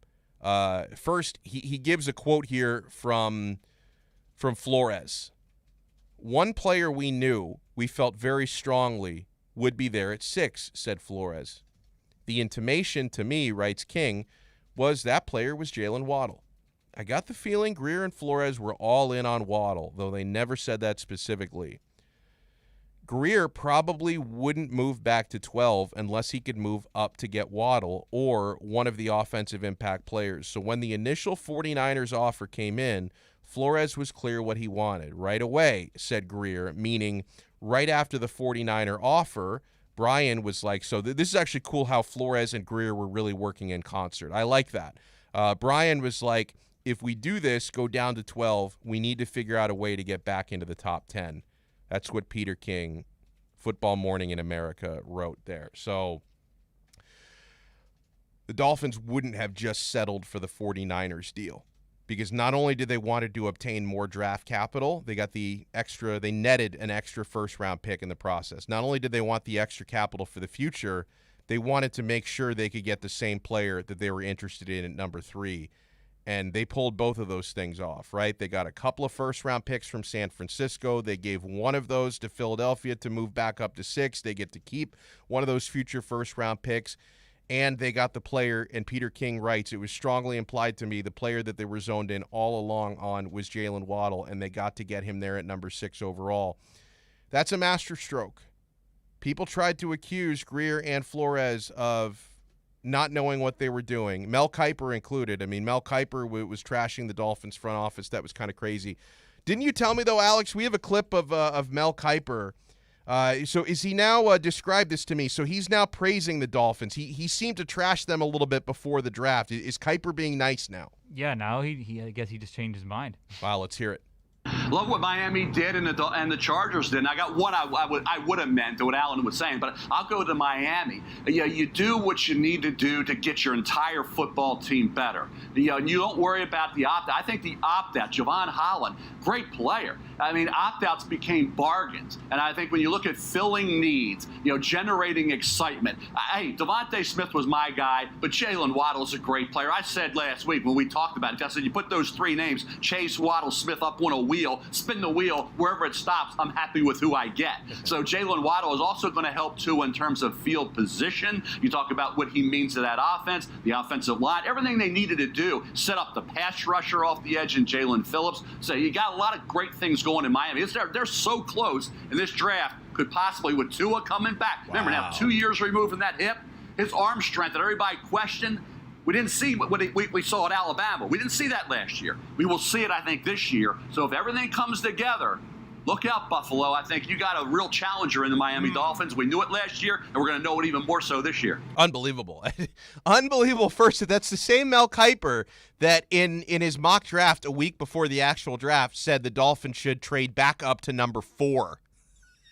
As if they didn't know what they were doing when they made those 2 trades. I guess they have won over Kiper. I guess the Dolphins have won Kiper over. He loves the draft that they had. He says they are so close and Buffalo should watch out. His mouth to God's ears. I hope he's right. I don't see the Dolphins really challenging the Bills this year. I hope they can really challenge them the following year. I hope New England doesn't figure things out. Mac Jones being a bust would be one of the greatest things that I could possibly experience. I hope that is the case. I don't think Mac Jones necessarily even plays this year, though. I think it could be the Cam Newton show for one more year. Maybe they'll find him some game time if Cam is playing poorly, as he did for much of last year. But yeah, Kiper. How about that Kiper? Very complimentary of the situation the Miami Dolphins have put themselves in. And it's building on what Peter King wrote, that the Dolphins had a plan. They coveted Jalen Waddle. They found a way to still be in position to draft him, even after gaining, a future first-round pick and a future fourth-round pick. That's unbelievable drafting. So anybody who thought beforehand the Dolphins were scrambling, they didn't know what they were doing, you've really been proven wrong with the way things have played out since the first round of the NFL draft. We need to change our mindset here. We need to accept the fact that they're doing a really damn good job of building this team, rebuilding this team. Because a couple years ago, Stephen Ross took the wrecking ball to this team after he got rid of Adam Gase and said, hey, we're firing Adam because Adam wants to win now. That was probably a very polite way of saying we can't win with this bum. And they knew it. But they also knew that they had been putting Band-Aids on deep cuts for way too long. That on the sort of gash the Dolphins had, which required not only stitches but reconstructive surgery, you couldn't get away with just putting the Band-Aids on these problems. You couldn't just fix it, Stephen Ross figured out, by spending big money on a few free agents here and there to try and put the team over the top. I like the phrase, I should say, that Big O uses, organizational enema. That's what they needed. I call it a wrecking ball. He calls it an organizational enema, which is a little bit more graphic, but I think both of those statements apply because that's exactly what they did. They rebuilt the foundation from the ground up, and you've got a team that went from 5 wins in 2019 to 10 wins in 2020, and now is being talked about as a team that at the bare minimum should make the playoffs, and some folks even think they could be a contender for a deep run this year. I'm not even quite convinced they make a deep playoff run. I'd be happy just to get in this coming season. I mean, you won 10 games a year ago with a 16-game season. If you win, let's say, 11 games and get into the playoffs this year in a 17-game season and actually show fans that this project is really working and that the players you've drafted and the players like Will Fuller that you've signed are making a tremendous difference, I would be happy with that. But I know that we have PTSD. Dolphins fans we've got bad memories. We see ghosts because for the better part of this past 20 years, from even the late days of Jimmy through the Wanstead era, with all the other clowns we've had here, the Joe Philbins, the Cam Camerons,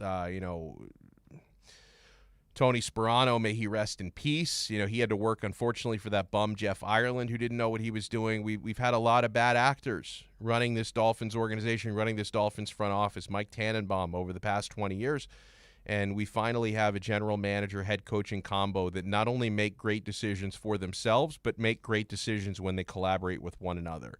Because from those comments from Peter King, it's very obvious the general manager and the head coach are working in concert and they're collaborating. The general manager has the final say in this case. Yeah, maybe there are some teams out there where the head coach has the final say on drafting. Chris Grier has that final say here in Miami. But if you're doing it right, you need to be taking care of the needs and wants of your head coach. If you trust your head coach, I wouldn't have trusted Adam Gase as far as I could throw him when he was here. But Chris Grier understands I've got a head coach who knows what he's doing. I need to build this roster in his image, so I've got to get his input. It was very obvious in those discussions that they had as relayed to Peter King that Brian Flores was very clear to Chris Grier, Jalen Waddle is the guy that can help our offense most, and Grier did whatever he could to make sure they were in position to draft him. And it makes sense because Jalen Waddle is not only a tremendous investment in the long-term future, but he's also a good investment in the present because he's got the skill set with his ability to play in the slot, his ability to help on special teams, and just the blazing speed that he has. You can get him on the field day one in the same lineup with Devontae Parker and Will Fuller on the outsides. You've got Jalen Waddle in the slot, and your offense is unbelievably dynamic as long as your offensive line is blocking for your quarterback. So I love what the Dolphins are doing, and we have to put the respect on that front office because it's been very clear for the last couple of years, for those of you who haven't been paying attention, for the last couple of years it's been very clear they know what they're doing, and if nothing else, for the last couple of weeks it's been abundantly clear that they have a plan in place and they're executing that plan to perfection. I want to debut a new segment when we come back. Old Man Rants. Listen, we need a voice for my generation. Now, I'm technically a millennial, believe it or not. I'm on the older end of the millennial spectrum. I'm 36 years old, but I see some of these snowflake millennials and these Gen Zers trying to ruin society, okay? I've got a couple of old man rants coming up when we return. I'm going to set the record straight. I'm going to stick up for a coworker here, and I'm also going to trash some social media-ites when we return here on Onside Radio. Old Man Rants is coming up. Hey, start your morning every day at 8 a.m. with Toasted Sports. Our guy Toast covers all the local sports stories while providing some great Miami Hurricanes insight. So download, subscribe, rate, and review the podcast. Toasted Sports, 8 to 10 a.m. only at OnsideRadio.com. We'll be right back to the Man of the Match with Alex Donno. You can join us on the Onside Sports Line, 888-441-4623. That's 888-441-4623. You can connect with us at OnsideRadio.com by sending us a text at 844-416-8123. Save it on your cell phone, 844-416-8123. No better place to send your comments, ask questions, win prizes. OnsideRadio.com, the only choice for the South Florida sports fan. Now that it's springtime, it's only getting hotter here in South Florida. Make sure your AC in your home or business is running smoothly by investing in a preventative maintenance plan from M&S Air Conditioning. And M&S is a Mitsubishi Diamond Elite contractor. When you purchase a new Mitsubishi electric mini split system, you'll get a 12-year warranty. Or install a high-efficiency polarized air filter in your AC unit that captures and destroys biological contaminants to improve air quality. M&S Air Conditioning have been providing prompt, honest, and reliable service for over 30 years. Schedule service or call to get more info on our preventative maintenance plans. Call 954-421-3680 or visit ac-florida.com. There are those who dedicate themselves to a sense of honor, to a life of courage, and a commitment to something greater than themselves. They have always defended this nation and each other. They still do. The few, the proud, the Marines. Keeping you informed in the world of sports.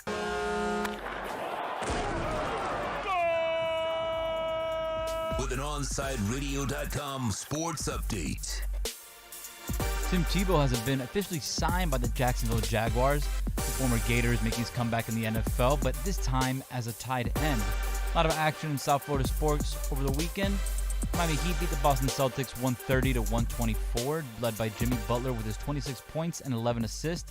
The Heat are currently in the 6th seed in the Eastern Conference and avoiding the play-in tournament at the moment.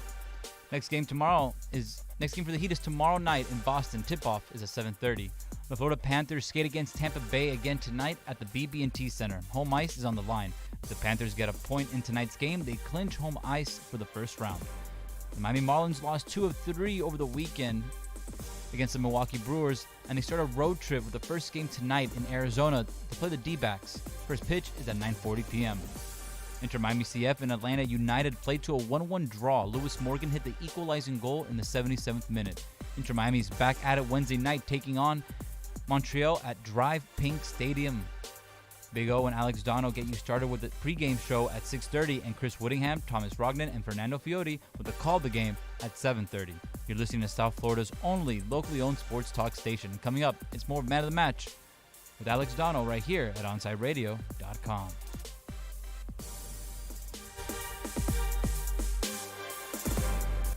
Inter Miami CF, your official furniture and mattress store, is here. City Furniture is your #1 home source for the trends you want at the prices you'll love, including exclusive City Furniture collections, the widest selection of styles, affordable home accents, mattresses starting at just $99 and more. Create the home of your dreams fast with next-day delivery, plus get 60 months special financing with no down payment. Because City Furniture is here to make it easy so everyone can live life like this, visit cityfurniture.com. Riddle me this. With all this sizzling meat and crunchy veggies nestled between toasty flatbread, who should get credit for Papa John's new papadilla? The person who invented pizza or the person who invented folding? Well, whoever it is, a tip of the tongue hat to you, sir or madam. Get a new Papadilla, 4 flavors, just $6 each. Better ingredients, better pizza, better than a sandwich. Papa John's. My daughter Brinley is here at St. Jude. Coming here was literally life or death, and it was so scary. But St. Jude is fighting for one goal, like this one mission, life. And that gave us hope. We haven't received a single bill from St. Jude, so I really can just focus on what's best for Brinley. Finding cures, saving children. Learn more at stjude.org. Onside Radio, the only choice for the South Florida sports fan. Welcome back to the Man of the Match with Alex Donno.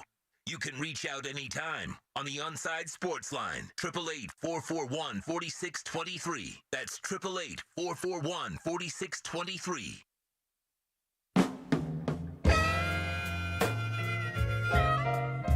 So is this is the corresponding music, for Old Man Rants. I kind of like this. It's like I'm sitting on the porch in my 1950s home, yelling at the neighborhood kids. Get off my lawn, kid. What are you doing? What is that, a skateboard? What is this? What year is this? Somebody's got to stand up for sanity. I want to be that person. Like, people get so wrapped up in, the news and social media, and they get depressed about things that really have no effect over their life. I keep it real. You guys know that. I keep it real with you, all right?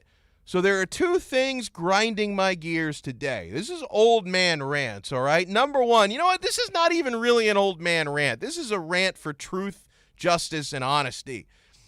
People stealing content. Not cool. Come up with your own shit. Be creative, and if you can't come up with your own stuff, credit the person you're swiping from, all right? Our friend Kai Chen Chisholm from Kai's Corner here on Onside Radio, I saw him working his ass off yesterday at the Inter Miami CF Atlanta United game. Kai brings his own camera, and he uses an actual camera. I'm a bit of a photog myself, so I respect the fact that, not everything can be done on an iPhone or an Android. Like, sometimes using an actual DSLR camera brings you different dimensions. I respect Kai. Kai brings his own camera to Drive Pink Stadium yesterday. He captured some incredible footage from the supporters section here at Drive Pink Stadium. The Southern Legion, the Siege, Vice City going absolutely crazy. And like right after he captured the footage, he came back up here to the broadcast booth, and Kai was showing me what he got, and it was incredible. And then he edited it together in a really nice way. He posted on social media. He posts all his content there to show, hey, this is what I captured from the supporters. Look how great the supporters section is at Drive Pink Stadium. He puts all that work into creating it, and now his material is getting passed around like a blunt, with no credit being given to him whatsoever. People are posting it like it's their own stuff. Very shady, very lazy, right? You know how you can do this thing on Twitter where if someone posts a video, you know who does this? Rex Chapman, who's a bit of a fraud. So Rex Chapman, he posts a bunch of funny videos and stuff. He's not taking a single one of those himself. He swipes it from other people's Twitter, and like he posts it, and he doesn't tag the person he stole it from in the tweet. So yeah, like Rex Chapman posts a lot of funny videos. He's putting no effort into it whatsoever. He's stealing it, right? I really don't like that. Like, at least tag the person you're swiping it from. People are doing it to Kai. So he posts this great video.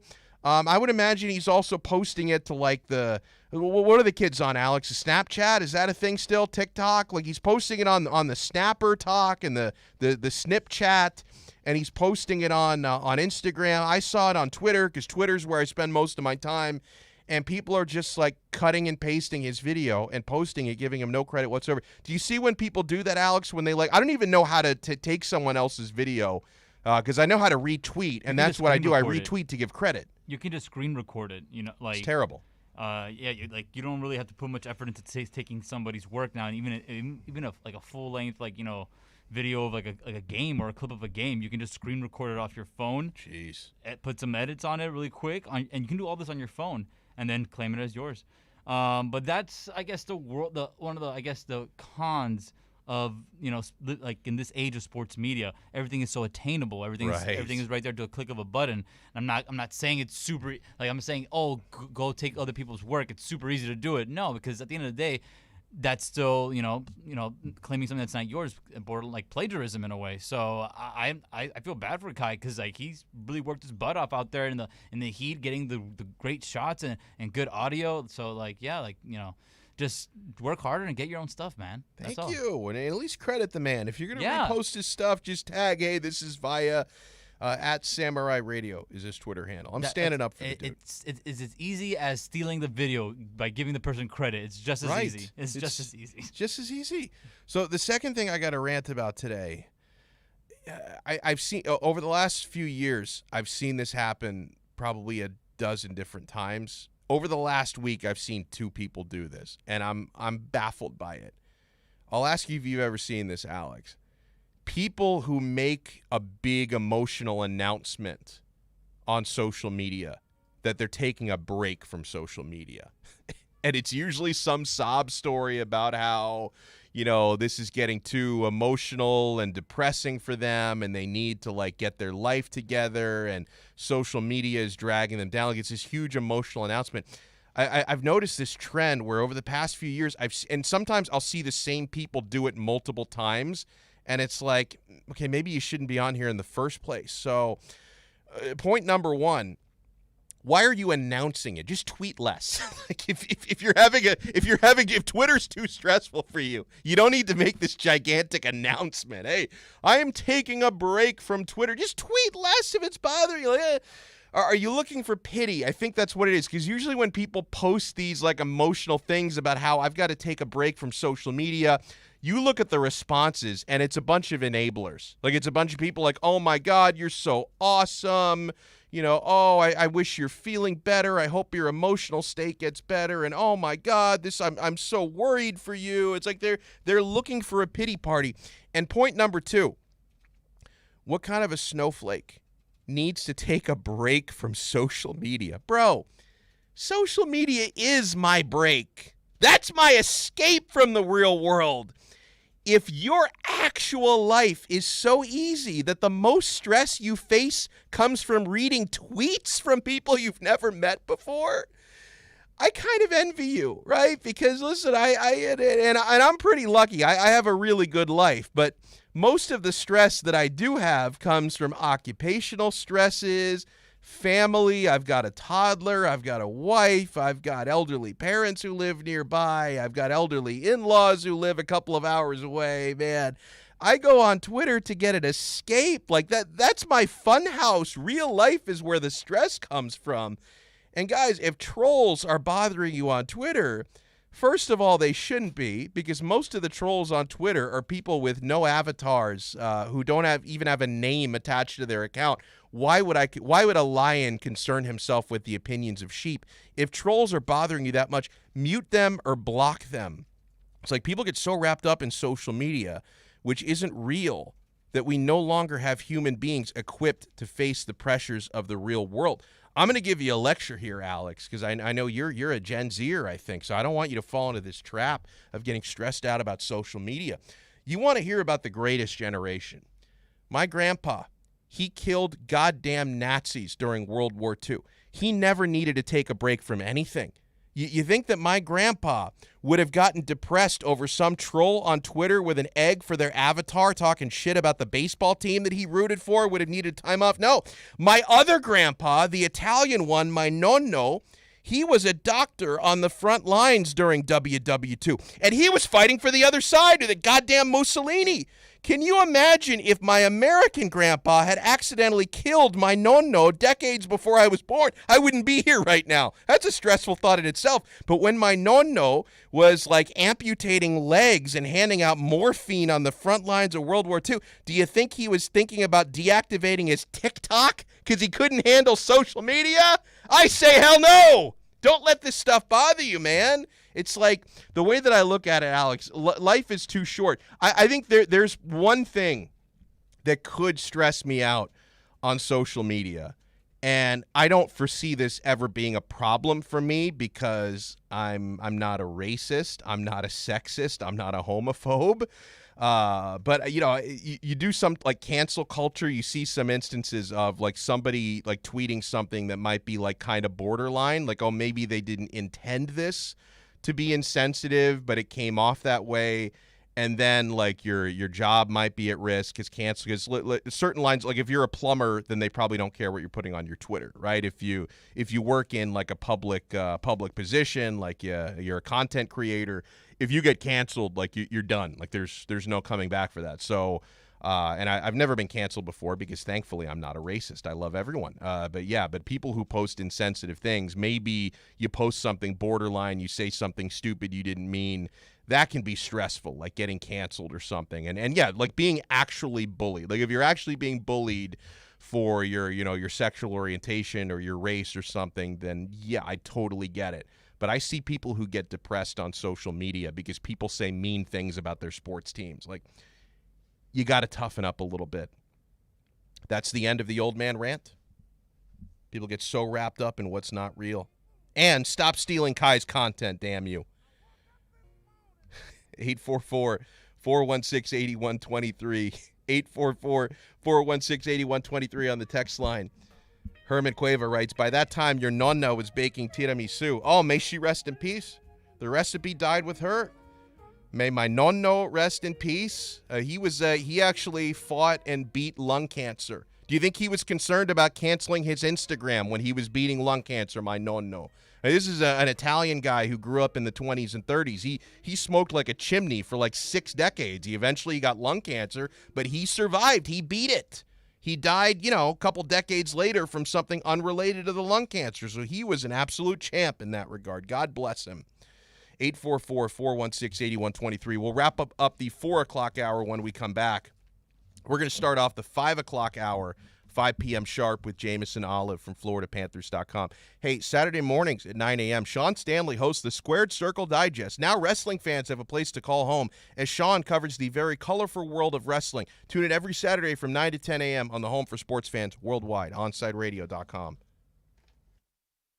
We'll be right back to the Man of the Match with Alex Donno. You can join us on the Onside Sports Line, 888-441-4623. That's 888-441-4623.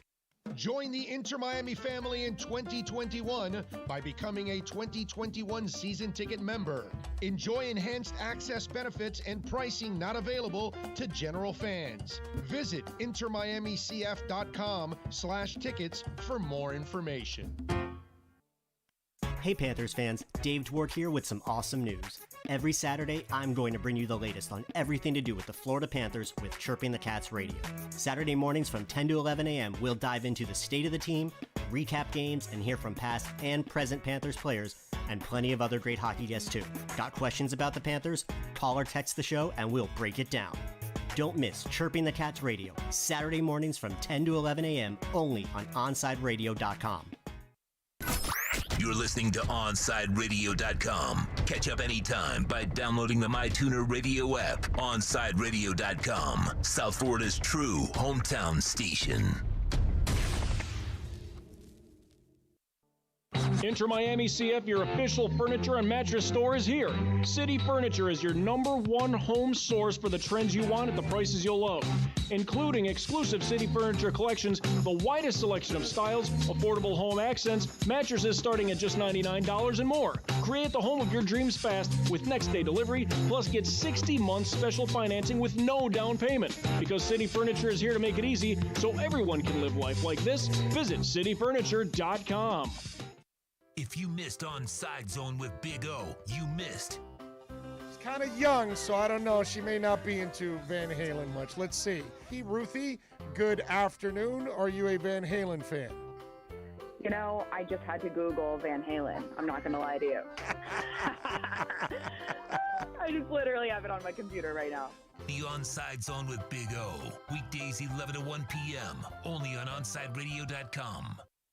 You're listening to the station with more live and local sports talk than anyone else in South Florida. OnSideRadio.com. Broadcasting from South Florida to the world.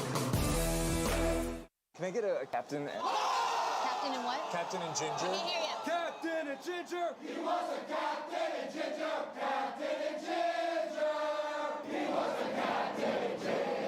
Captain Morgan, official partner of Major League Soccer. Welcome back to the Man of the Match with Alex Donno. You can reach out anytime on the Onside Sports Line, 888-441-4623. That's 888-441-4623.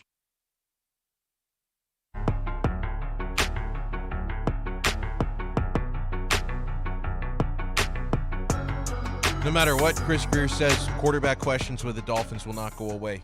Our good friend Anthony Manzano in the chat, and a huge hello to everyone who's been in the chat today. I've seen Rafa in Miami in there, Tremolio, Herman, Ray, Roy, Bromar Smelly has been through today. Anthony asks, Alex, realistically, since the Dolphins are probably the only team that have enough traffic happening to trade for Aaron Rodgers. I'm not sure what he means by enough traffic happening to trade for Aaron Rodgers. And what can we get for Tua Tagovailoa in a trade?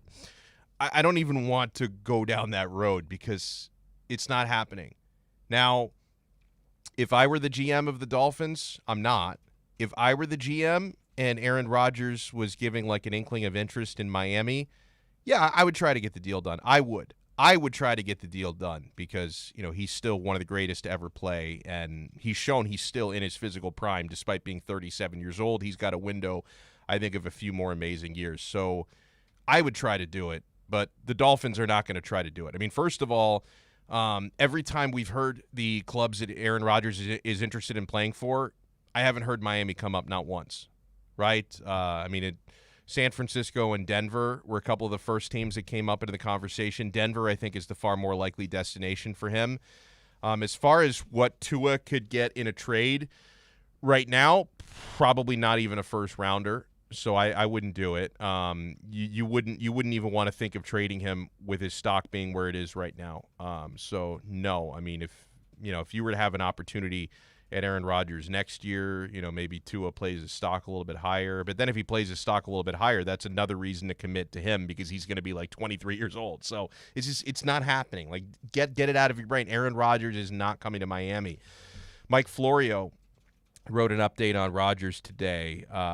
It was a whole lot of Florio saying there's really nothing going on right now. But he did say the possibility of a post-June 1st trade will hover, but the Packers have shown no inclination to move Rodgers, opting for a play for us or play for no one posture.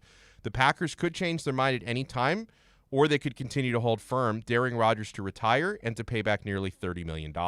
It is also possible that the Packers and Rodgers will find a middle ground, unlikely as that currently may seem. It would entail, presumably, the kind of contract that would bind the Packers to Rodgers for 2 or 3 years, and that in turn would make Jordan Love sufficiently irrelevant or perhaps even trigger a trade for him. The fact that it's currently quiet hardly means that it's over. In the coming weeks, more information will emerge. At some point in the next 4 months, it will become clear whether Rodgers will or won't play for the Packers in 2021. For now, no one really knows what will happen. That's a really elaborate way of saying ain't nothing going on right now. But I do find it interesting that, the Packers' stance right now is you either play for us or you play for no one, because we're not trading you. Bold strategy, Cotton. Bold strategy, because that would mean you are essentially forcing one of the 3 best players in the National Football League. I mean, recent evidence would say the best because he just won MVP, but one of the best players in the NFL, you would be basically daring him to stay home rather than either play him or get something for him. So it's a bold strategy, but I can understand the Packers, who, let's remember, they're not privately owned. They're owned by the city of Green Bay. So when those dopes get together for the next town hall meeting, they might discuss what they want to do with the guy. But for right now, the CEO of Green Bay, who does have to answer to those community stewards, probably doesn't want to trade him because, God forbid, he goes somewhere else and balls out and wins a Super Bowl next year. That doesn't look good for you. All right. We're going to talk some Florida Panthers hockey up next. Jameson Olive from FloridaPanthers.com is going to join us on the other side. Cats have a huge clash, another one with the Tampa Bay Lightning tonight. We'll get into it with Jameson. Hey, Onside Radio enters Kai's Corner. Stop stealing his content. Kai's Corner with Kai Chen Chisholm every day from 10 a.m. to noon. Join Kai as he discusses the biggest stories in South Florida sports. Tune in every day, 10 a.m. to noon for Kai's Corner on the home for South Florida Sports Talk, OnsideRadio.com. People do some pretty cool things in their 40s and 50s. Why should saving for retirement be any different? I mean, they go back to college, learn new instruments, start skateboarding. Whoa! Okay, maybe that one's not for everybody, but saving for retirement is. With aceyourretirement.org, you can get on track with your retirement savings no matter your age. Just have a 3-minute chat with Avo, the friendly digital retirement coach from AARP. You'll get personalized recommendations based on your input that are easy to understand and work with your lifestyle. It's quick, easy, and free. Plus, it's sponsored by AARP, so you know they got your back.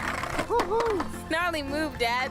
Thanks, sweetie. So wherever you are in your retirement savings journey, head to aceyourretirement.org and start chatting with Avo today. That's aceyourretirement.org. A message from AARP and the Ad Council. We'll be right back to the Man of the Match with Alex Donno. You can join us on the Onside Sports Line, 888-441-4623. That's 888-441-4623. You're listening to OnsideRadio.com. Catch up anytime by downloading the Radio.net app. OnsideRadio.com, South Florida's true hometown station. Hey, what's up? It's Toast. May is here, which means hurricane season right around the corner.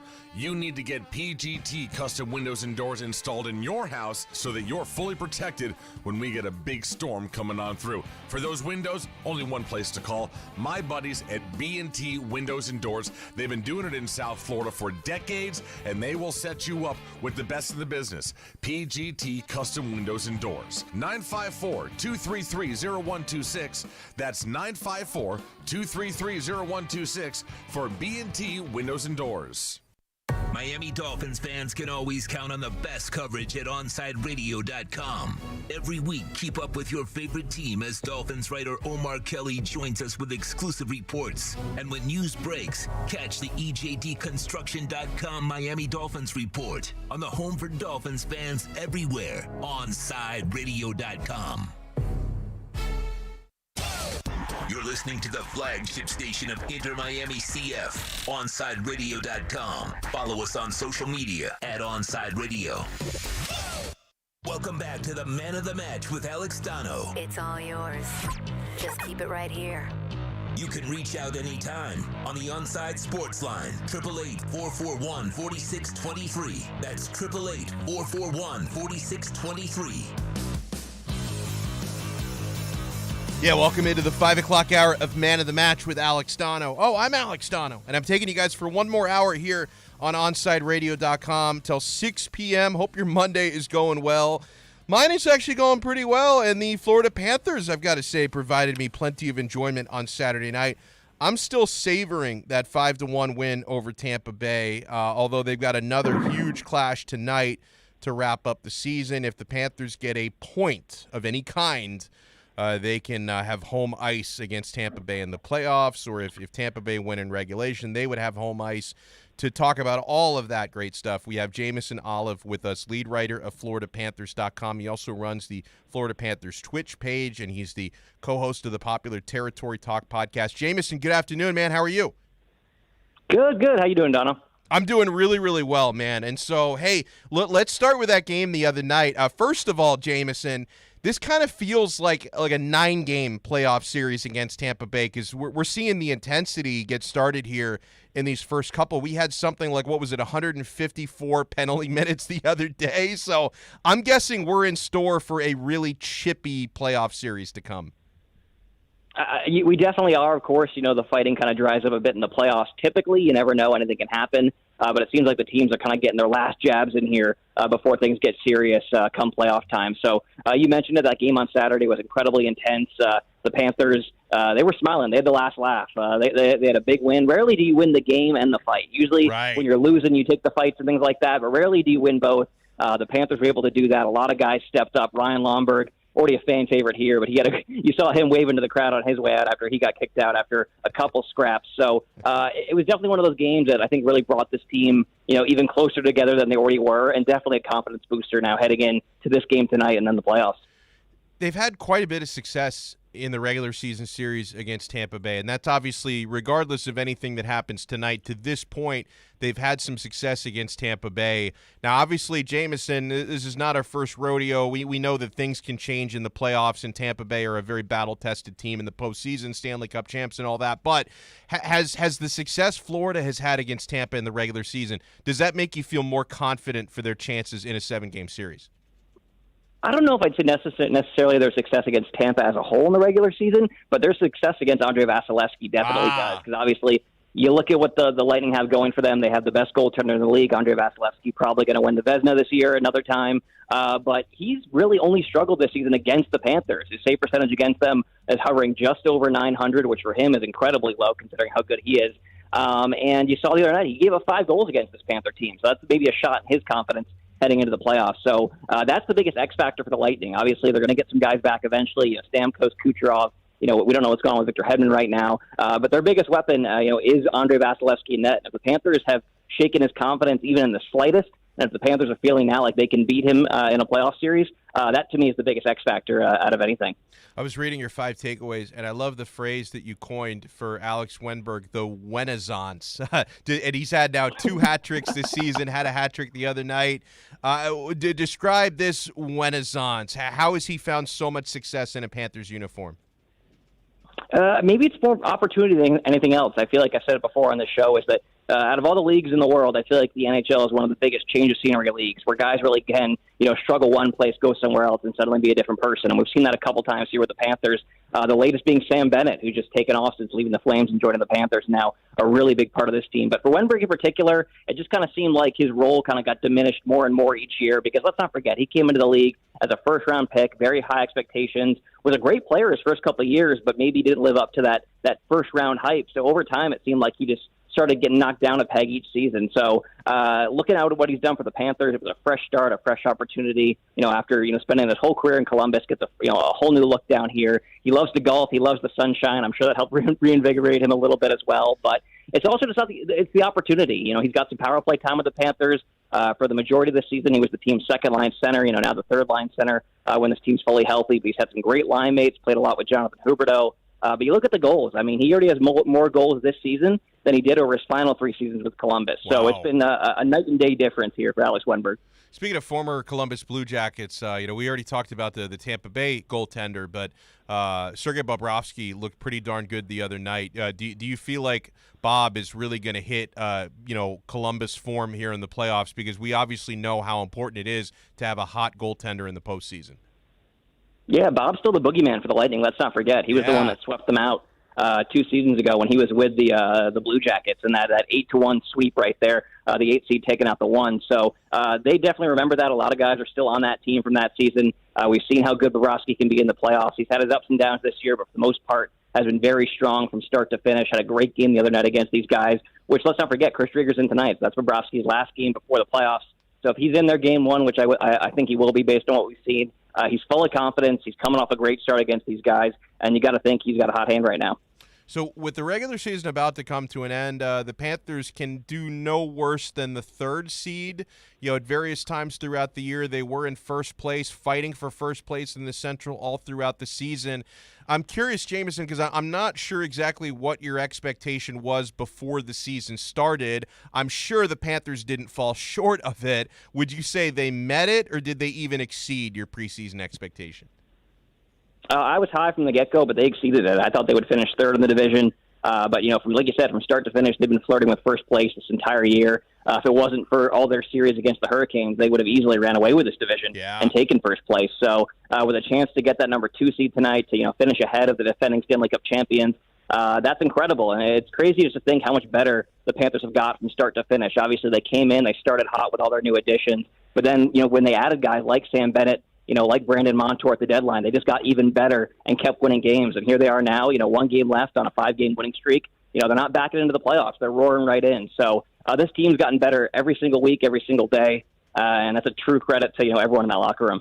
We're joined here by Jameson Olive, lead writer at FloridaPanthers.com. He does an awesome job, especially with the 5 takeaways.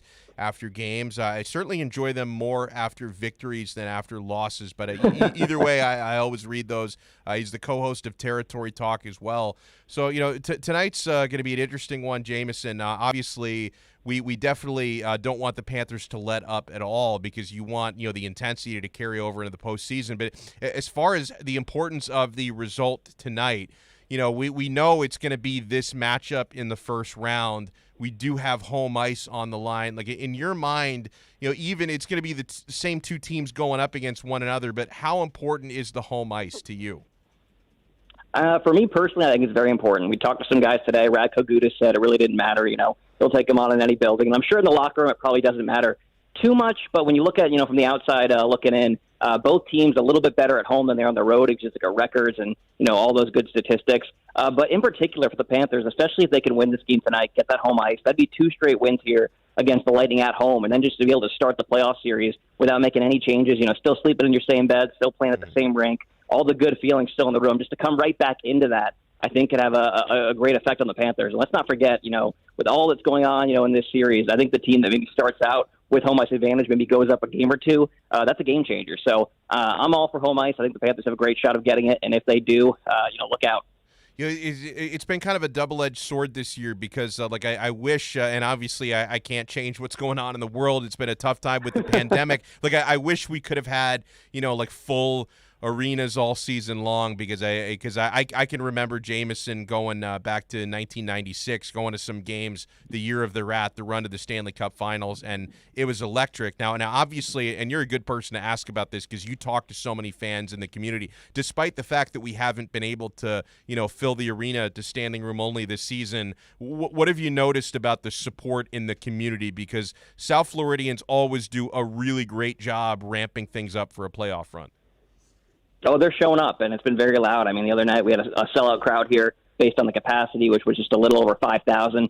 They were loud, and I'd say, of that 5,000, maybe 4,000 of them were carrying rats because there were a ton on the ice after the game. And come playoff time, the capacity is increasing. It's going to be just under 50%, which, doing my math on the building, maybe around 9,000. Yeah. I'm sure those will sell out quick if they already haven't. FloridaPanthers.com/tickets. Get those tickets now because this is a hot ticket in town right now. Everyone wants to be a part of this team because they've done something they haven't done in a long time, which is they've been good from start to finish. Everyone that heard about the Panthers having a hot start has heard about them consistently every month since then. It wasn't, oh, yeah, did you hear the Panthers suddenly came out of nowhere and they're in the playoffs? People have been slowly getting on this bandwagon for a while now. The super fans never left, and I know all of them are going to be trying to get into this building here for the next couple weeks. Who's been the MVP of the season to you to this point?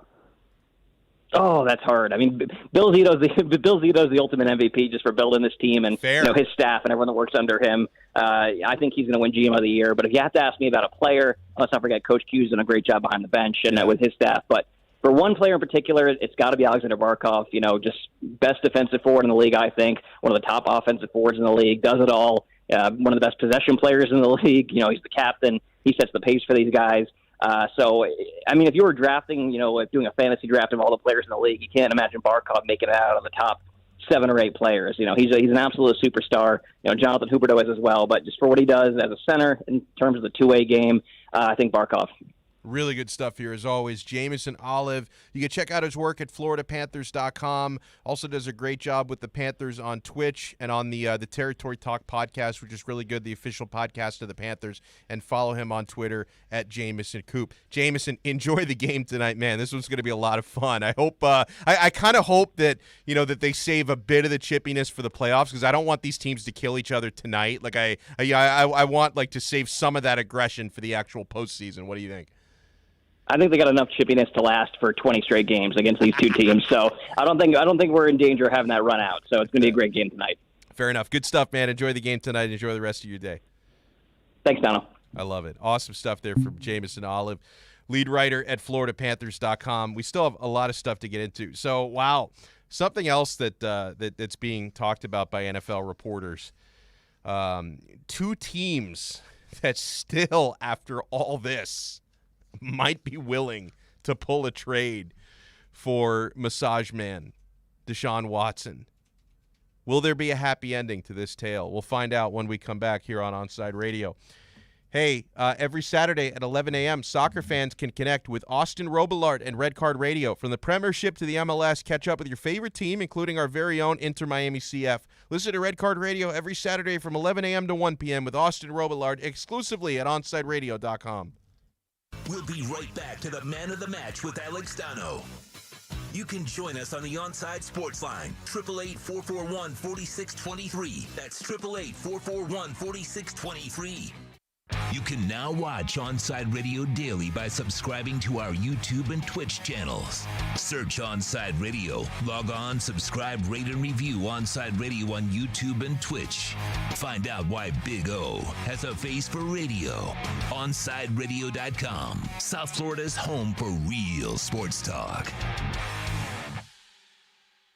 If you're looking for a change from the everyday restaurant, then you need to get to Checkers Old Munchin German Restaurant in Pompano Beach. Brats, Wiener Schnitzel, homemade potato pancakes, pretzels with mustard, and lots of German beer. Take their famous Boot Tour Challenge, and there's now outdoor seating available in their new beer garden with live music. Follow them on Facebook and Instagram at Checkers Old Munchin Restaurant, or call them for reservations or pickup at 954-785-7565. So get over to 2209 East Atlantic Boulevard in Pompano Beach to Zagat-rated Checkers Old Munchin German Restaurant. Inter Miami CF, your official furniture and mattress store, is here. City Furniture is your #1 home source for the trends you want at the prices you'll love, including exclusive City Furniture collections, the widest selection of styles, affordable home accents, mattresses starting at just $99 and more. Create the home of your dreams fast with next-day delivery, plus get 60 months special financing with no down payment. Because City Furniture is here to make it easy so everyone can live life like this, visit cityfurniture.com. I'm Ryan Seacrest. First responders are people who stand for a greater purpose. They will be there for you when nobody else is, to help you, your family, your community. This is their selfless promise. This is their sworn duty, to protect, to serve, to help. They put themselves in harm's way for us. They come to the rescue at times when we need them most. First responders are making enormous personal sacrifices to keep showing up for us and fighting the good fight. Nearly 70% of all firefighters are volunteers. That means when they get injured or quarantined, they may not have a way to pay their rent or keep their family safe and fed. No matter who you are or where you live, when you call 911 and ask for help, first responders show up. Now, let's show up for the people who show up for us every day and every night. Go to firstrcf.org and make a difference today. You're listening to this station with more live and local sports talk than anyone else in South Florida. OnsideRadio.com. Broadcasting from South Florida to the world. You're listening to OnsideRadio.com. Catch up anytime by downloading the MyTuner Radio app. OnsideRadio.com. South Florida's true hometown station. Welcome back to the Man of the Match with Alex Donno. Check this out. You can reach out anytime on the Onside Sports Line, 888-441-4623. That's 888-441-4623.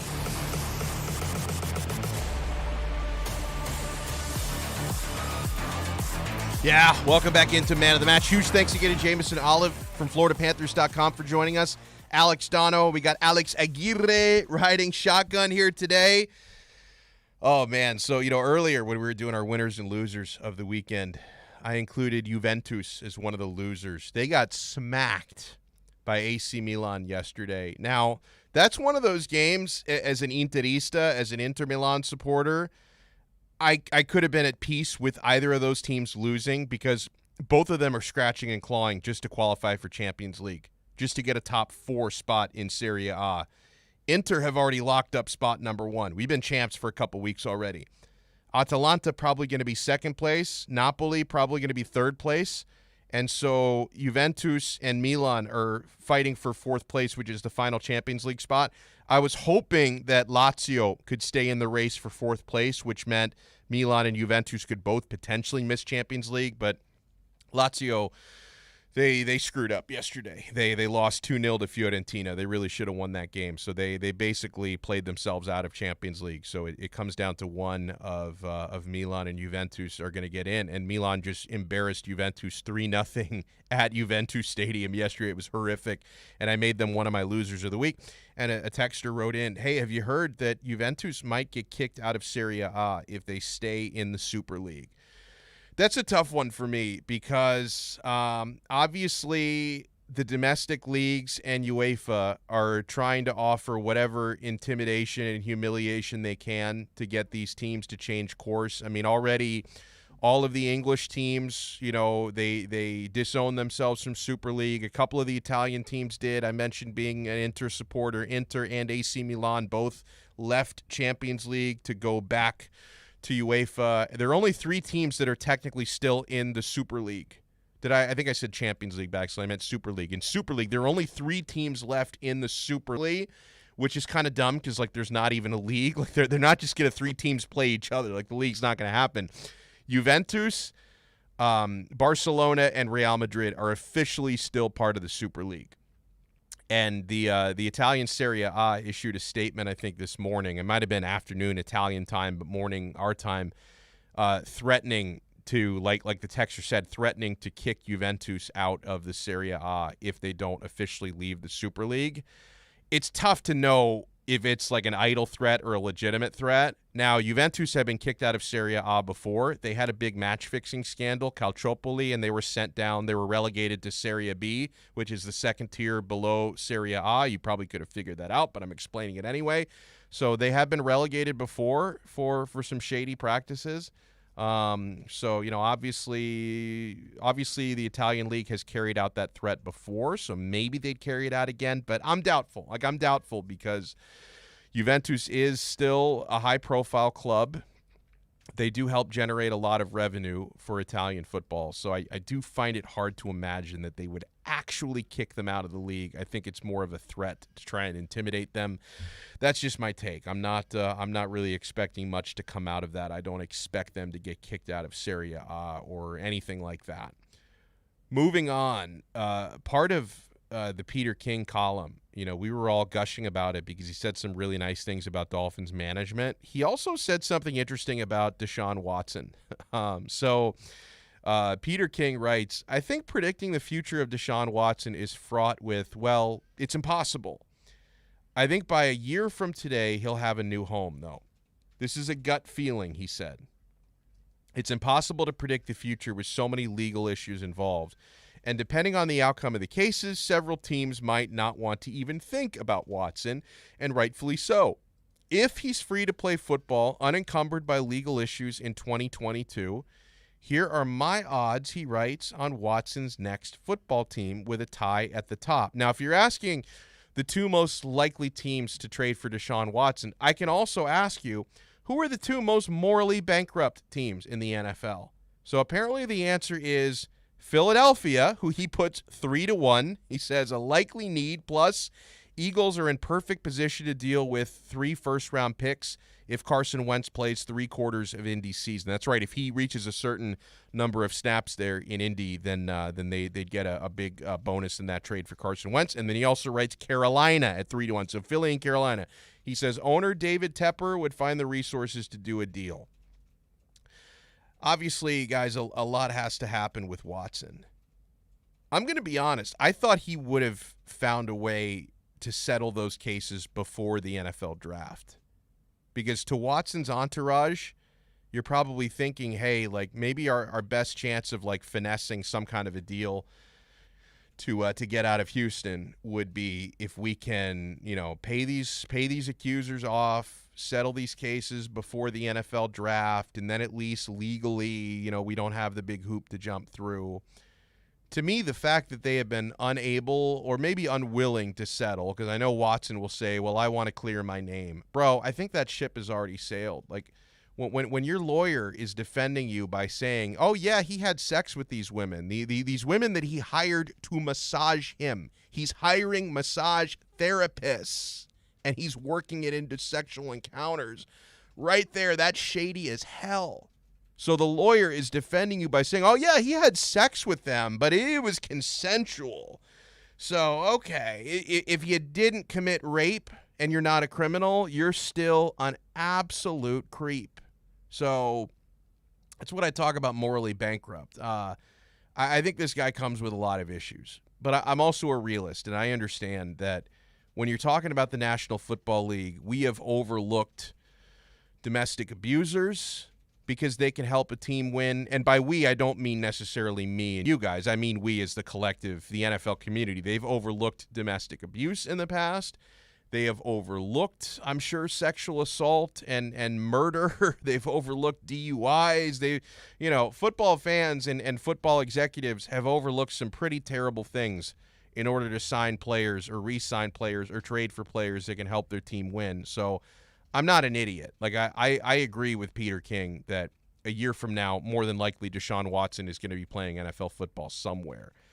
I would tend to side with the teams that say we don't really want to bring this guy in. Like too much baggage when you're talking about all these allegations and all the, if not criminal, all the creepy things that he was doing, with those massage therapists, that it's not really something we want to represent our organization. But apparently the Philadelphia Eagles and the Carolina Panthers don't feel that strongly about, moral integrity, and they'd be totally willing to take a flyer on the guy if he can clear the legal issues. But I'm telling you, I think if it was that easy to clear up these cases, they would have done it by now.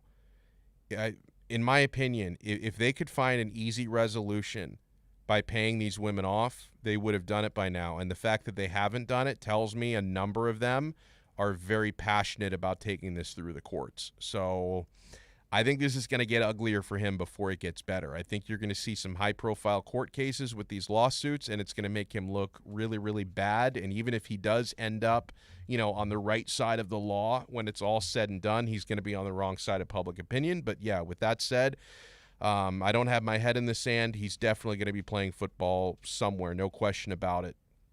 Hello to those in the YouTube chat. Herman Cueva says, I love the Florida Panthers. How about it? RC in the 305. What it do, Donno? He adds, by the way, to a conversation we were having earlier. Nobody would want Tua in a trade for anything on day one or day two, and that's a fact, fam. Talking about, I think day two they could do. Again, like I would not even think about, and this is anyone just tuning in, like this is a hypothetical conversation that was brought up through a YouTube comment earlier. The Dolphins are not trading Tua. They're not talking about trading Tua. I don't believe Tua gets traded at any point, but someone did ask in the chat that if the Dolphins were to trade Tua to, say, bring in a guy like Aaron Rodgers, what would Tua be able to get them in a trade right now? He wouldn't get them a first-round draft pick. Maybe a late first-round pick. I wouldn't count on it, though, but I think he could get a day two pick. I think that if they were to try to trade Tua right now, I think you could probably do a second-round pick. But again, this is not any sort of news. This is not, a report. No one's talking about this. They're not trading Tua. Somebody asked us a hypothetical, so we're dealing with that. Mike No Go Zone says, go Panthers, and he also says, true, Lazio. He's a Lazio supporter. They screwed the pooch yesterday. Yeah, Mike, you guys had one job. Get 3 points against Fiorentina. You're right in the Champions League race still, and you could have actually created a wonderful, wonderful world where both Juventus and AC Milan both missed Champions League in the same season. But you guys let me down yesterday. I still love you. I still have a soft spot for your club. It's not the team I support, but I do not despise Lazio the way I despise so many Italian soccer teams. They are not on my bleep list. I'll say that. Tony 2 times writes about the Florida Panthers. It'd be real nice to get our first playoff series win since '96 against those Tampa Bay scumbags. I'm excited for a series with Tampa Bay. I cannot tell you guys for how many years I've been having conversations with hockey fans in the state of Florida, because I have some Lightning fans in my life, some very good friends of mine who cheer for Tampa Bay. I worked with the Panthers on their broadcast for many years, and it was awesome. I loved being a part of those broadcasts. And I've had this conversation so many times that, I would love nothing more than to really create a legitimate state of Florida hockey rivalry. Because up until this point, we've only tried to force it. Like, up until this point, every time the Panthers face the Lightning in the regular season, it's like, oh, gee, gosh, golly, wouldn't it be fun if these two teams become, both powerhouses and they develop this bitter rivalry?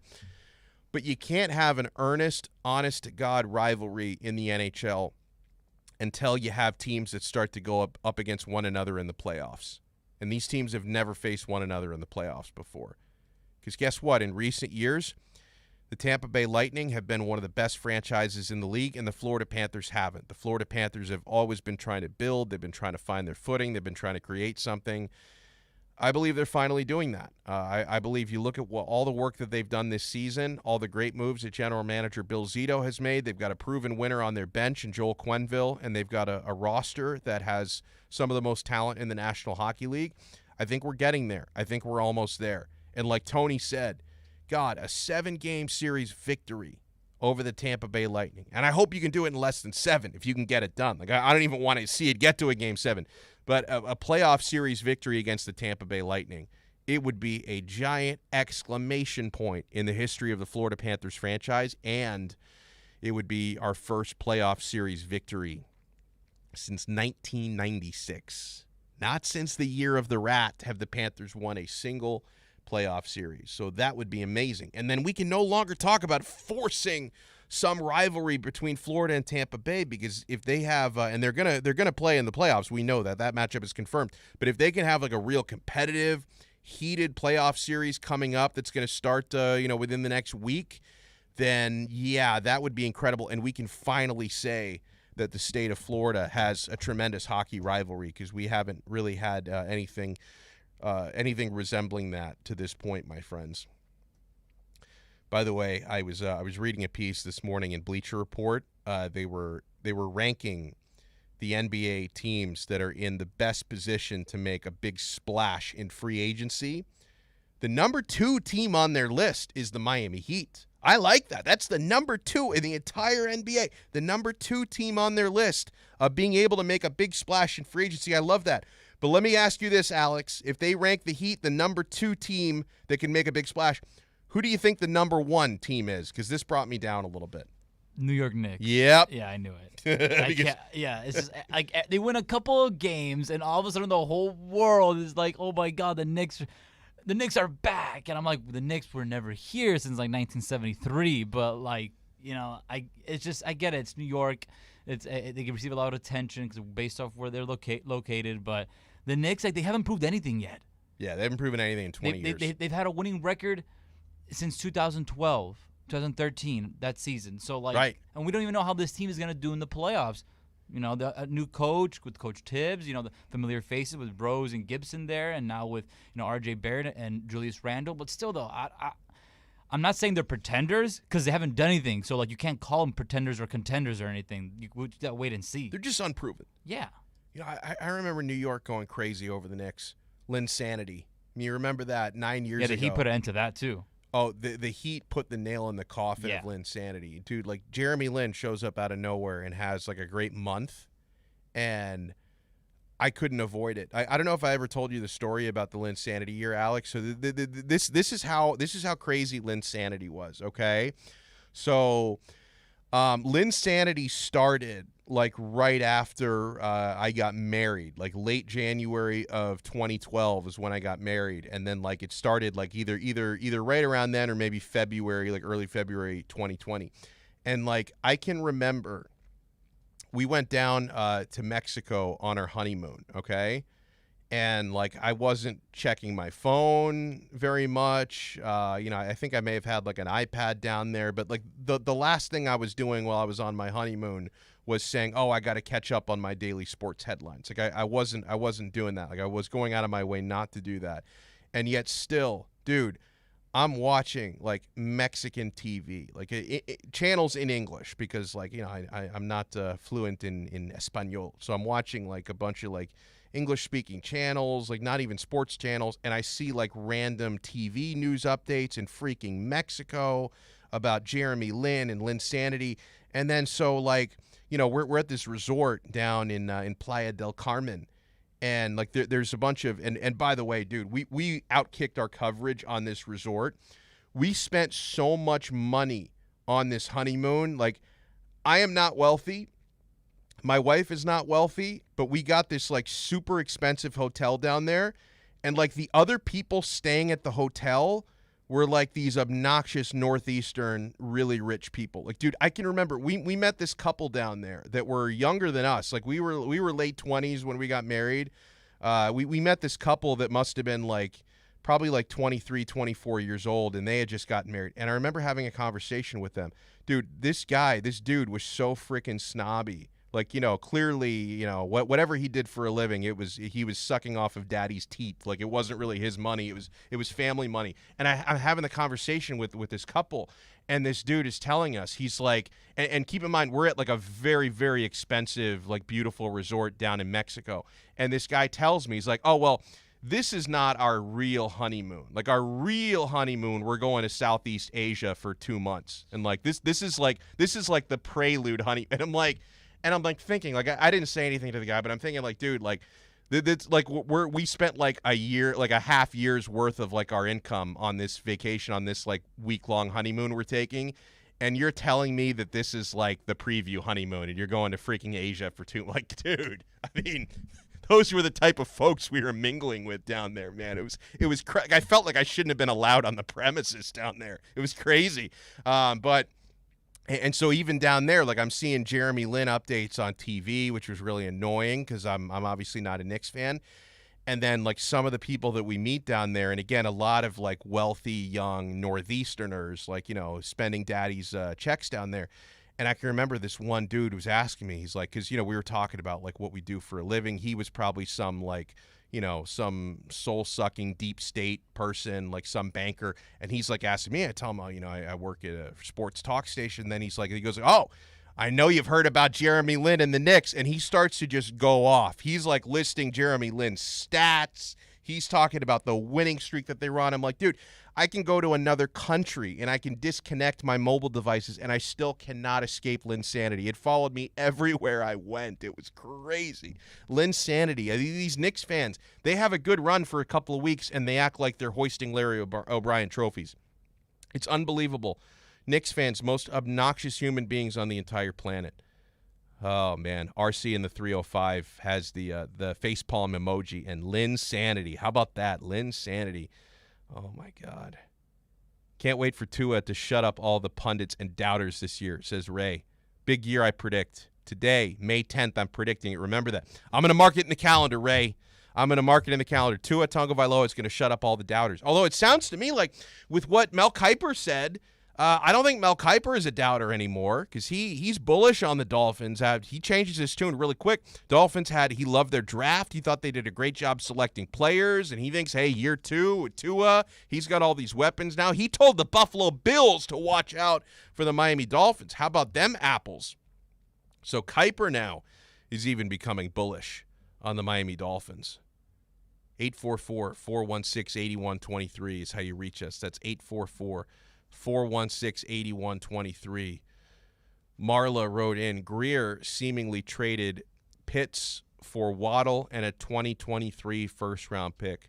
That's actually an interesting way to put it because if you'd stayed at number 3, maybe you would have drafted Kyle Pitts. I know that they claim that Waddle was their top guy on the board outside of Trevor Lawrence, but maybe if you stay at number 3, you take Pitts, but you essentially traded that for Jalen Waddle and a 2023 first-round pick. And they also, I think, have an extra fourth-round pick in their hopper as well now. So do you do that trade? Do you trade do you trade Kyle Pitts for Jalen Waddle and a future first-round and a fourth-round pick?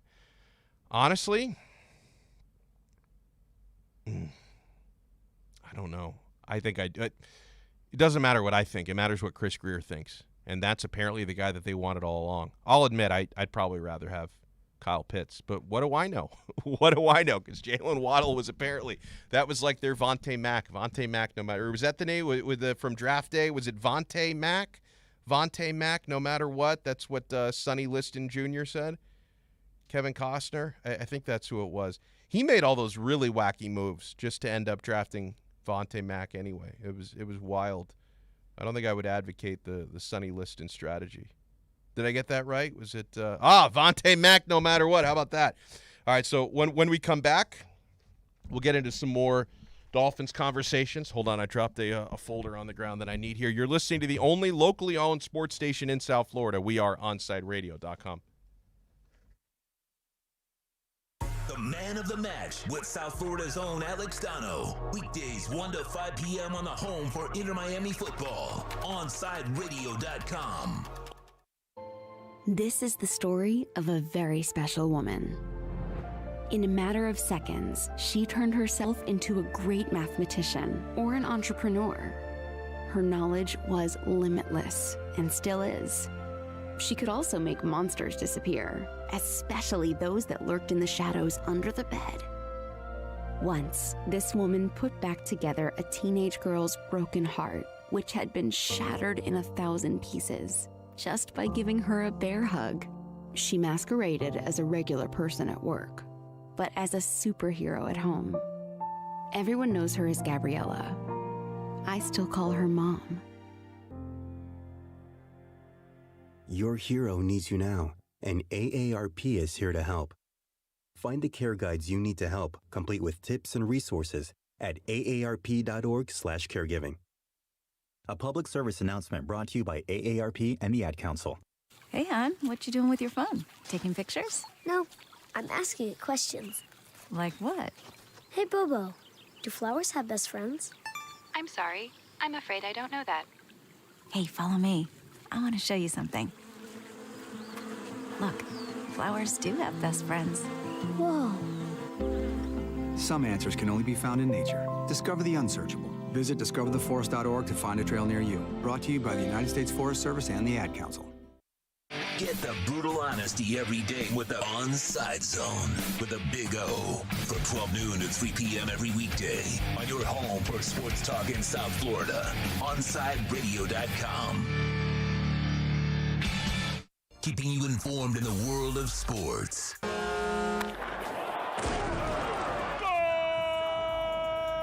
With an OnSideRadio.com sports update.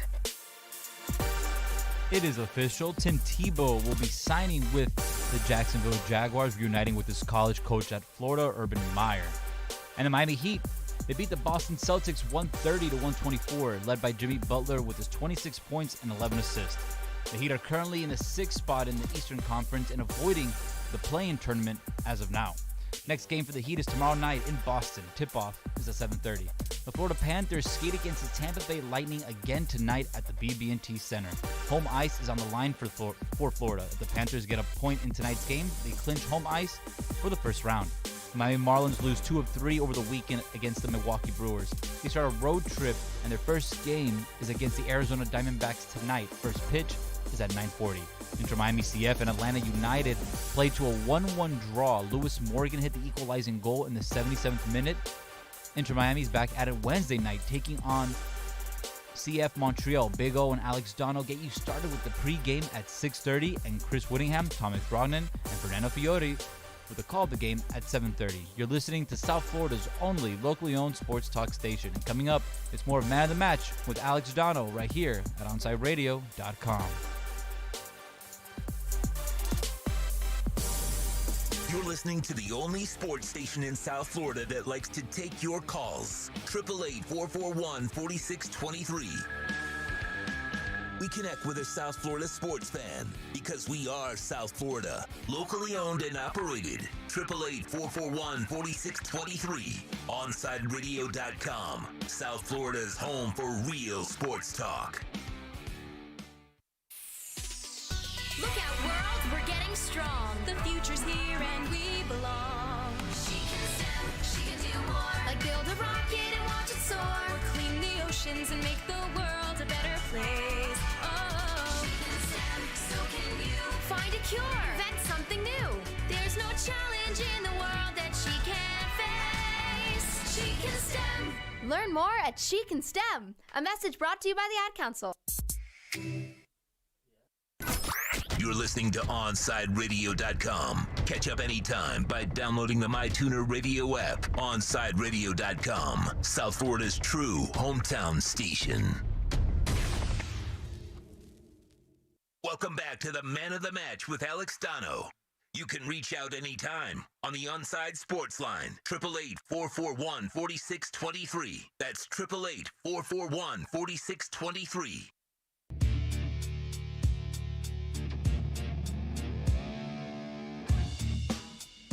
I want to pose a question to the YouTube chat and to the texters. 844-416-8123 on the text line.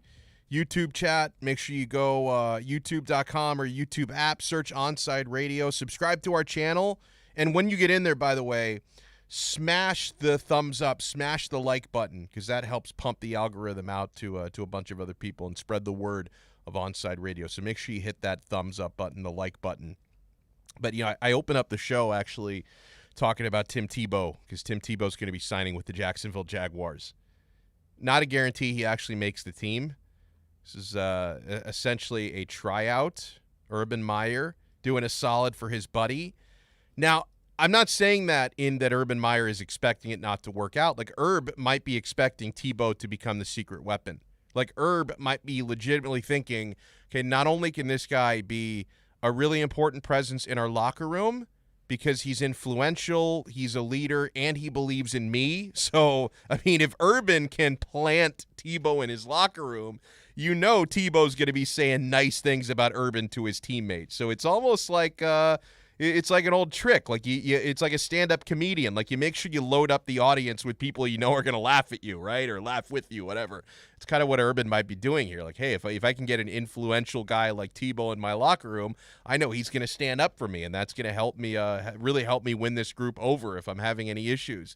So I'm not saying Urban is expecting this to fail, but I want to ask you guys, do you think, yes or no, that Tim Tebow is going to have any tangible success as a Jacksonville Jaguars tight end?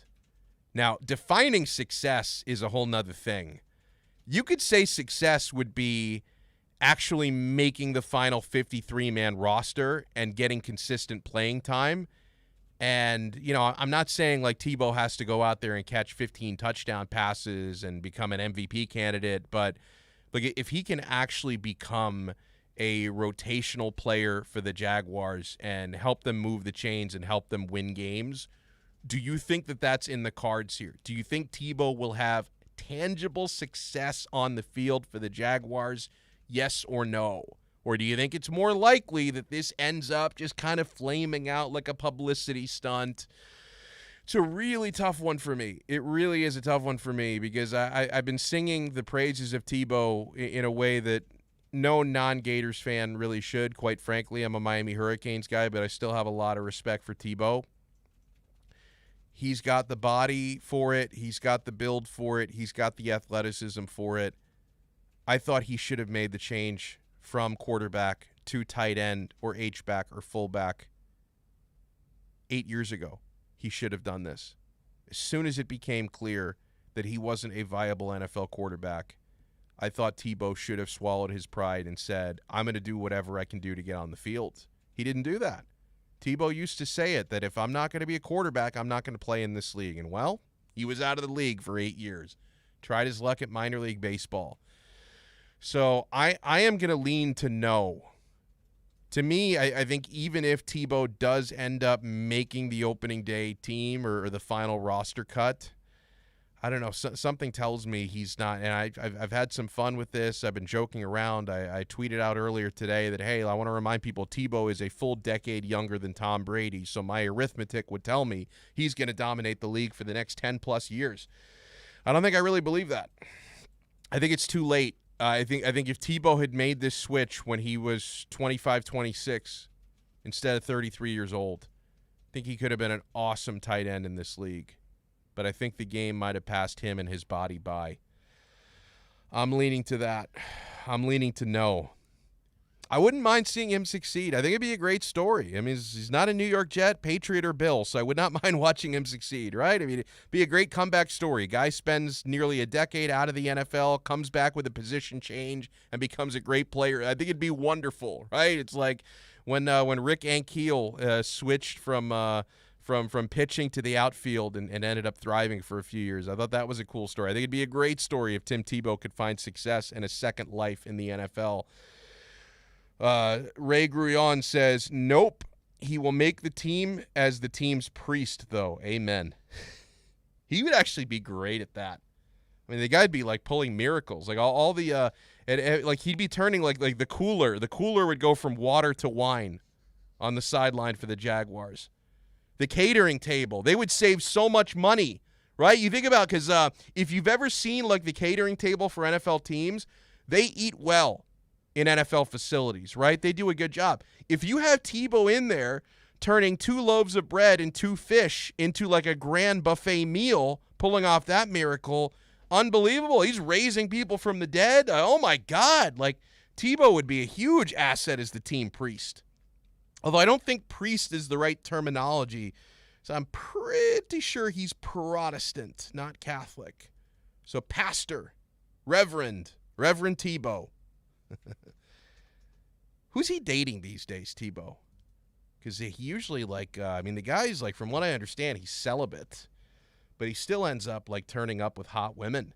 I mean, very non-threatening, because like the hotties know this guy's not going to go Deshaun Watson on me. Like, he's going to be very hands-off because he's saving himself till marriage. Like, you don't have anything to worry about with that guy. Tim Tebow is the type of guy. I only have a son, but for those of you with daughters, you would hope your daughter brings Tim Tebow home. That's the guy you want her bringing home. All right, we're going to wrap up this episode when we come back here on Onside Radio. You're listening to Man of the Match. Hey, sports fans can always catch up with all of our daily segments by subscribing to Onside Radio on most platforms. You can listen to us discuss the hottest topics on the roundtable. Esports fans get the latest with our E-Minute. Panthers fans, you have reporter David Dwork providing great insight, and Austin Robillard covers Inter Miami CF with the kind of passion supporters groups crave, and Christian Chase and Alex Aguirre provide the insight Marlins fans deserve. So subscribe, rate, and review to Onside Radio on all platforms, the station that knows the passion South Florida fans deserve. The Man of the Match with South Florida's own Alex Donno. Weekdays 1 to 5 p.m. on the home for Inter Miami football. OnSideRadio.com. Look out, world, we're getting strong. The future's here and we belong. She can STEM, she can do more. Like build a rocket and watch it soar. Or clean the oceans and make the world a better place. Oh, she can STEM, so can you. Find a cure, invent something new. There's no challenge in the world that she can't face. She can STEM. Learn more at She Can STEM. A message brought to you by the Ad Council.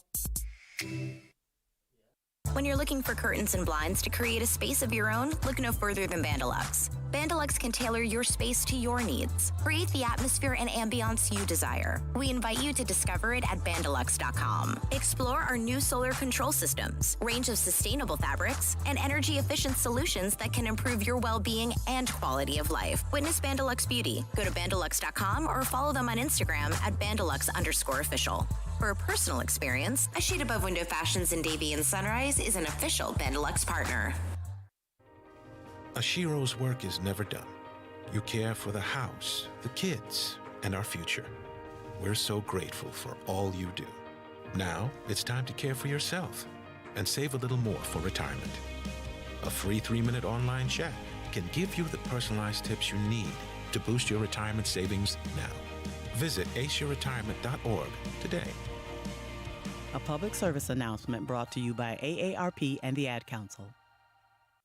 Parents, we know we can't protect our kids from everything. Eventually, they're going to bump their heads or scrape their knees. But we can protect them from 6 types of cancer. HPV, or human papillomavirus, is a common preventable virus that can cause cancer later in life. The HPV vaccine prevents human papillomavirus and all the cancers it can cause. The American Cancer Society recommends getting your sons and daughters the HPV vaccine starting at age 9 to protect them later in life. Join the Inter Miami family in 2021 by becoming a 2021 season ticket member. Enjoy enhanced access benefits and pricing not available to general fans. Visit intermiamicf.com/tickets for more information. You're listening to OnSideRadio.com. Catch up anytime by downloading the MyTuner Radio app. OnSideRadio.com, South Florida's true hometown station. You're listening to the station station with more live and local sports talk than anyone else in South Florida. OnSideRadio.com. Broadcasting from South Florida to the world. Welcome back to the Man of the Match with Alex Donno. You can reach out anytime on the Onside Sports Line, 888-441-4623. That's 888-441-4623.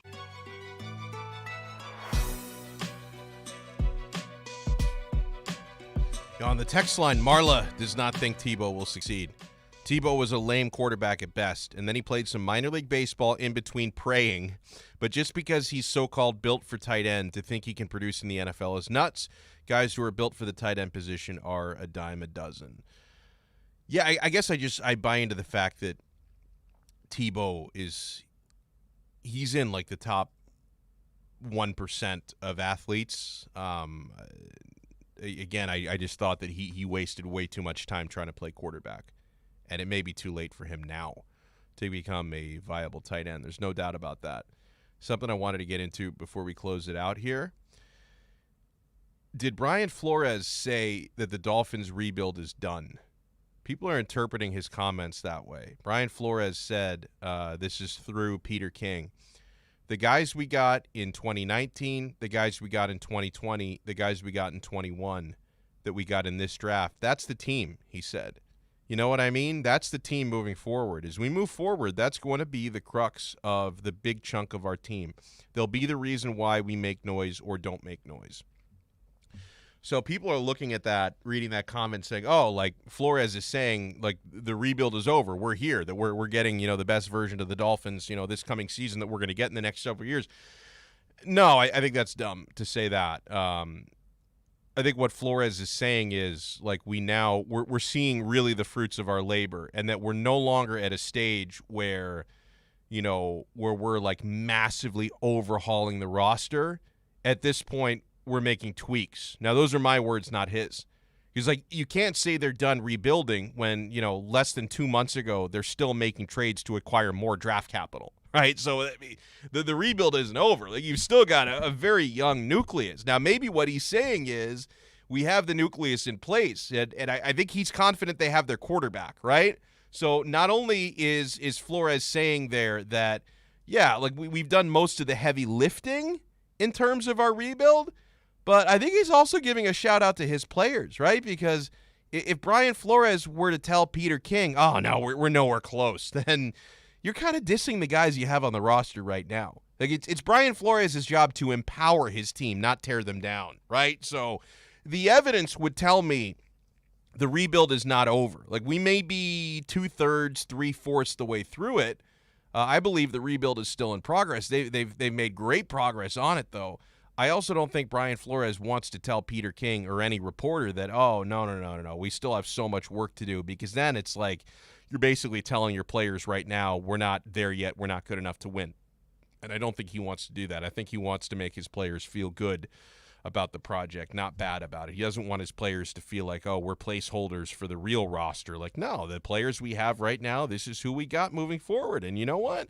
I think the Dolphins are going to be a playoff team this coming year. I think there's still a year, an extra season or two away from being a Super Bowl caliber team, but I think they're a playoff team this coming year. Huge thanks to everyone who joined us today. We had Franco Panizo from SBI Soccer on in the 3 o'clock hour. We had Daniel Roman, professional boxer, in the 4 o'clock hour. We had Jameson Olive, lead writer for FloridaPanthers.com, in the 5 p.m. hour. If you missed any of those interviews or you missed any of the segments we did today, we had a lot of fun today. Old Man Rants made its debut.